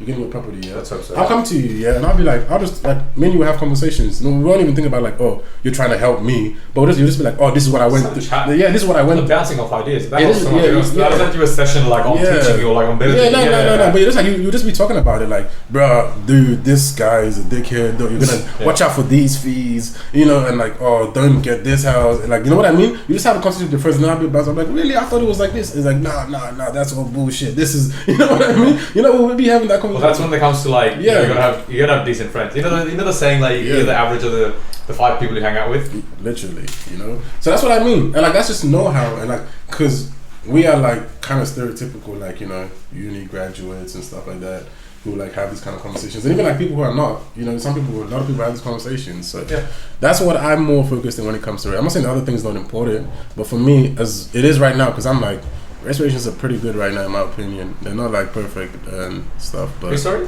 Yeah. Who's pretty good? I feel race relations in Australia, they're not perfect.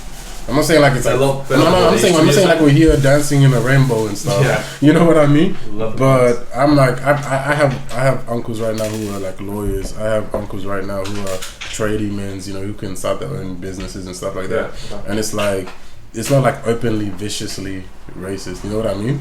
So it's that's for me. That's pretty good. I'm not gonna. I'm looking at how much is comfortable. Yeah. So I'm and I think it's I'm also maybe because I like history and I know how fucked up it was. I'm somewhat. I'm a bit I'm trust me, lads. It could be much worse. We got a pretty good here, even around the world right now. The way you're treated in certain countries, if you're black or not even black or you're not from that country.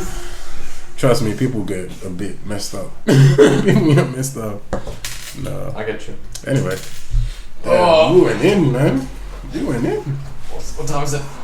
3:40. Ayo. Oh, damn. The guy should be coming soon. Maybe he's messaging me I can't make it anymore. It's fine. That's it. Oh, yeah, he's coming. Oh, man, I'm tired. I thought this was going to be until 3 o'clock on God, but he just went on and on. Oh, yeah, man. Oh, bro. 8 months with the missus, bro. Congrats. Yeah. Dude. So. Hold on. No way. Go on. You're gonna ask some shit question. You are. I feel it. fucking That's why I do said, it. don't worry, right? I don't want to put you on the spot, man. I was Chill gonna be out, like, what do you chill got? out. I was gonna be like, oh, bro. Chill out.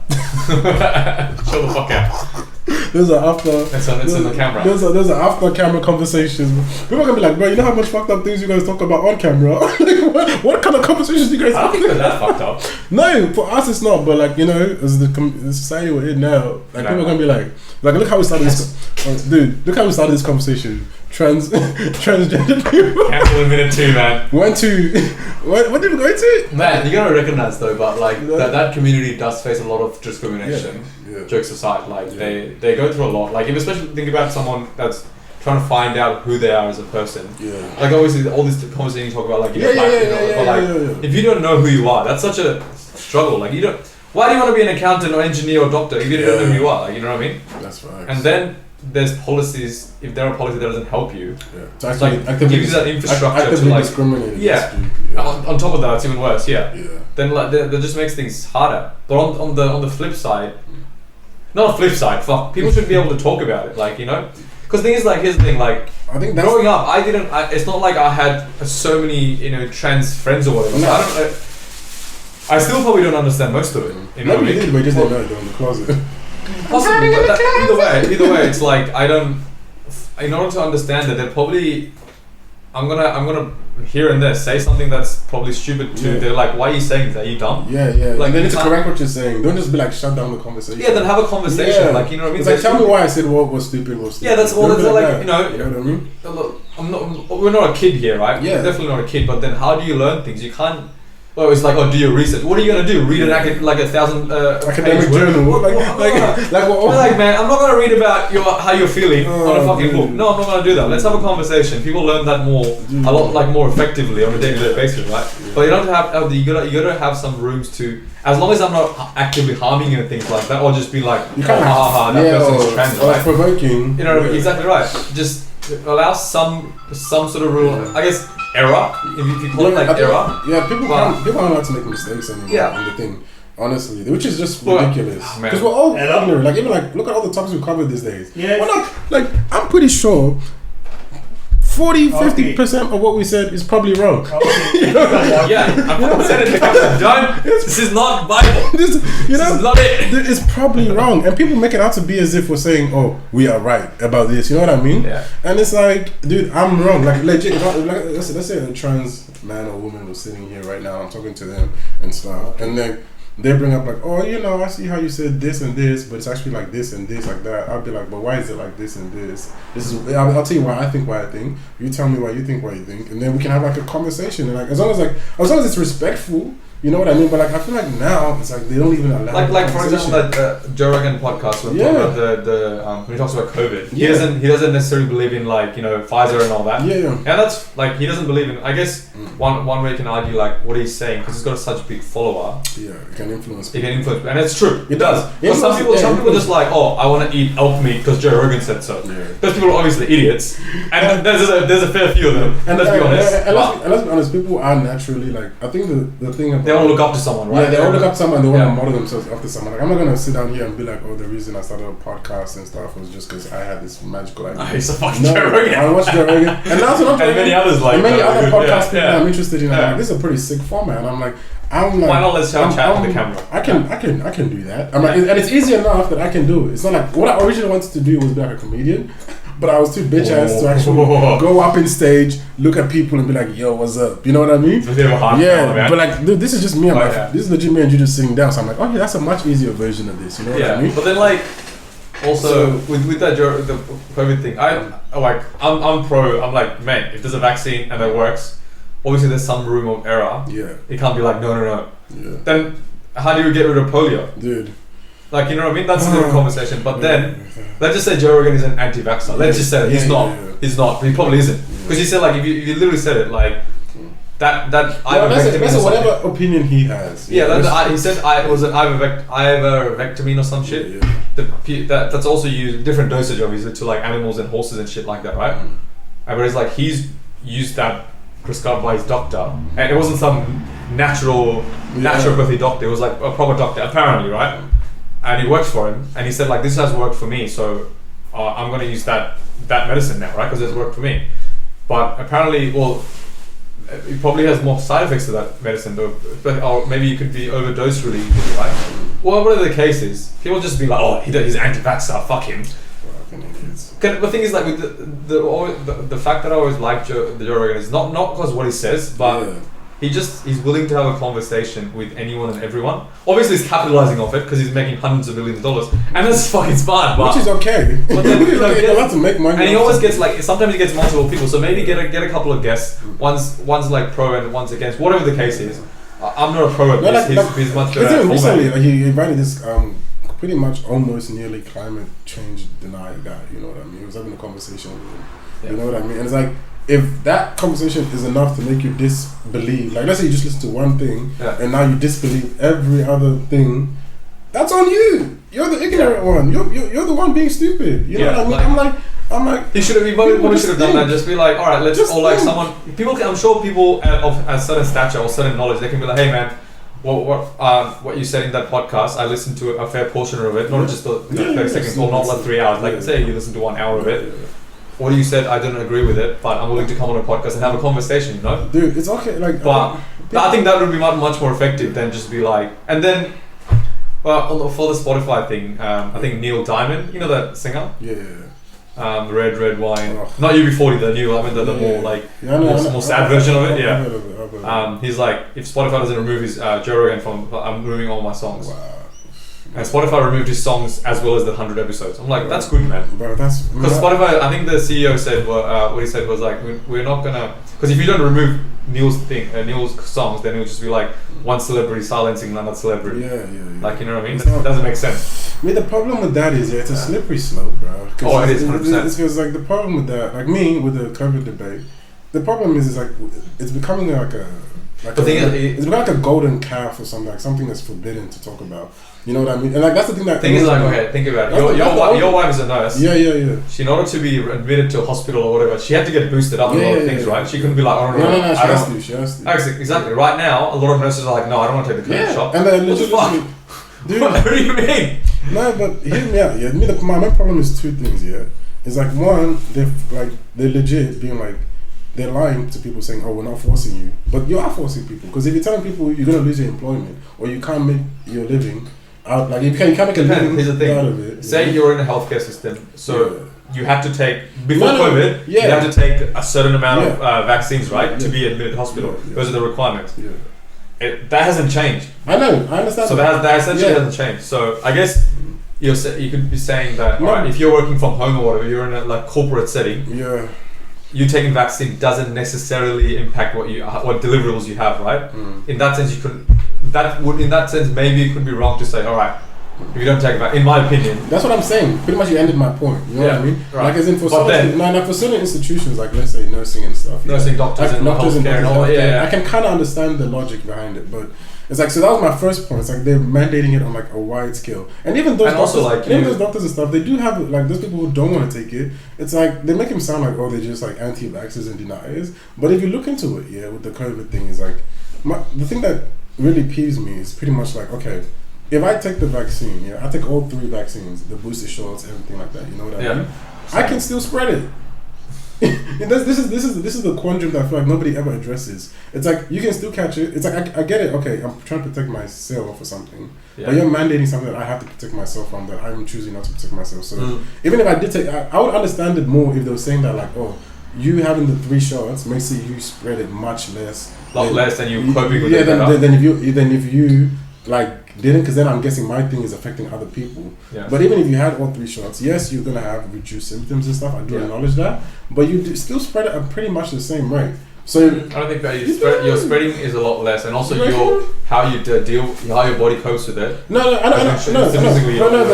health sides of you, the benefits for you, I completely accept that. But I don't know about the other side where they say, oh, you can't, like, it's reduced spreading. If you don't take it, then you know what I mean? What's the other solution for it? So I'm saying like, okay, there isn't a silver bullet for it. 100%. No. I'm not saying like it's not a solution for it, but like let's say like I choose not to take it. So if I take it, I don't take it. Like it's still spreadable through me. You know what I mean? Then that is like my health decision. I feel like that's the problem. They're taking that away from people without. I don't feel like they've made a strong enough case to be like why you have to take it. You know what I mean? It's just that like, and also I feel like they don't address the fact that like, okay, they say this is completely safe, it's completely okay. I remember the messaging before where they were like, after these 2, that's it. You know what I That's mean? not that. Well, yeah. That was the messaging for the longest time. Because boosters don't last very long. Yeah, Last a few you months. know- And that's fair. Oh, that's like, is that the cat?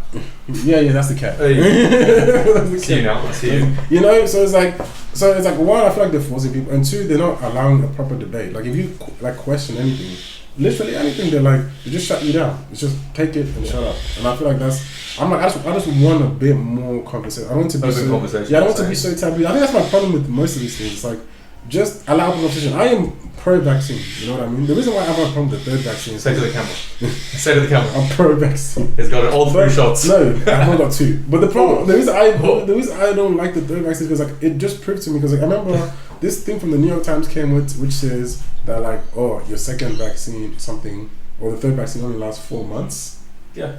Yeah, which is like, I think I saw something like that too. well, yeah, which is like it's jokes, bro. Like 4 months. It's I'm not. like, and like it normally Well, takes, but it's not. and it is because 4 months. So every 4 months we're gonna have to get an Well, injection. yeah. Well, there is no silver. It's annoying. Like wearing a mask, it's not fun for But anyone. also, it's more annoying that also there's other reports coming up. People saying that like, oh, if you've had COVID and you coming from it, your natural immunity is also way higher.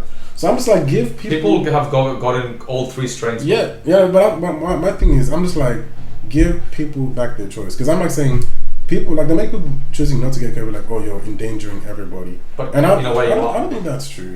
Yeah, where you are. How? Well, examples would be, well, think about it. So, I mean, it all goes back to the infrastructure. So, how much load are you putting on the hospitals and things like that for if things go south? Because think about it. When you take the vaccine, you're dealing with it better. So you're going to hospital. Chance of hospital. Oh, so you're saying like you're overloading the hospital system? Yeah, that's it's one of the sides, right? So you're not overloading. You're not overloading the hospital. So therefore, less automatically you're doing your bit. You're passing on less percentage of it. I think that's questionable. But anyway. Okay. Let's look at maybe we should look up. I think that's questionable. But and on top of that, and on the passing on bit, like you could be asymptomatic about it and be like, oh, I felt nothing. It was just a flu to me. Yeah. But some people have just been fucked up, even though they're like in their 20s, they're fit as fuck. You know what I mean? Yeah, but with me, I feel like if I was like over like 40 or 50, I would definitely be taking it regularly or whatever. You know what I mean? I'll be more, but I feel like the thing was like it's a flu type of like virus. Right? Like if you're sick with COVID, stay at home. I'm for quarantine. I'm for, you know what I mean, Yeah. taking a vaccine. But like stay at home. Like if you feel like you're having sick. Yeah, but a lot of these people that are against the jab, they also don't believe in quarantining as well. That's what I mean. But see, that's nothing. I'm saying like that's like the nuance of things. You know, that's what I mean. Like when it comes to this, like I'll be like, I'm against the 3rd jab, but I'm for quarantine, and I'm for vaccine, but I just want them to actually like get it right first. I'm like I'm saying I want to take the 3rd vaccine, but I'm like I'll take the 3rd vaccine. You finally don't have to wear a mask anymore. I think. Yeah, that's what I mean. I really love Scummin for that one. I'm like I don't think they're gonna take that back. But either way, I'm like, you know, this is why when it comes to like people will be like, they'll hear me say, oh, I don't like the 3rd vaccine, and naturally assume I'm against quarantine, I'm against everything, and I'm like, no, it's just like calm down, let's have a conversation. Yeah, my problem is like, I'm like, I just want them to like, I'm willing to like, you know, stay at home. But I do think though, like say you're a teacher and nurses and doctors and all that. Even teachers, I'm like, should they take it? Mate, before this COVID was a thing, before, you know, all the kids used to get jabs every year. Yeah, we all used to get jabs. No one talked about it. Why didn't no one talk about it then? No, it's different. It's different. I'm telling you, it's different because, like, look at it this way, Yeah. This one honestly is pretty experimental, and I understand why the government is forced to take it because, of course, it's an unprecedented pandemic. Yeah. So you know what I mean. So I understand where they're coming from too. I'm not saying like they're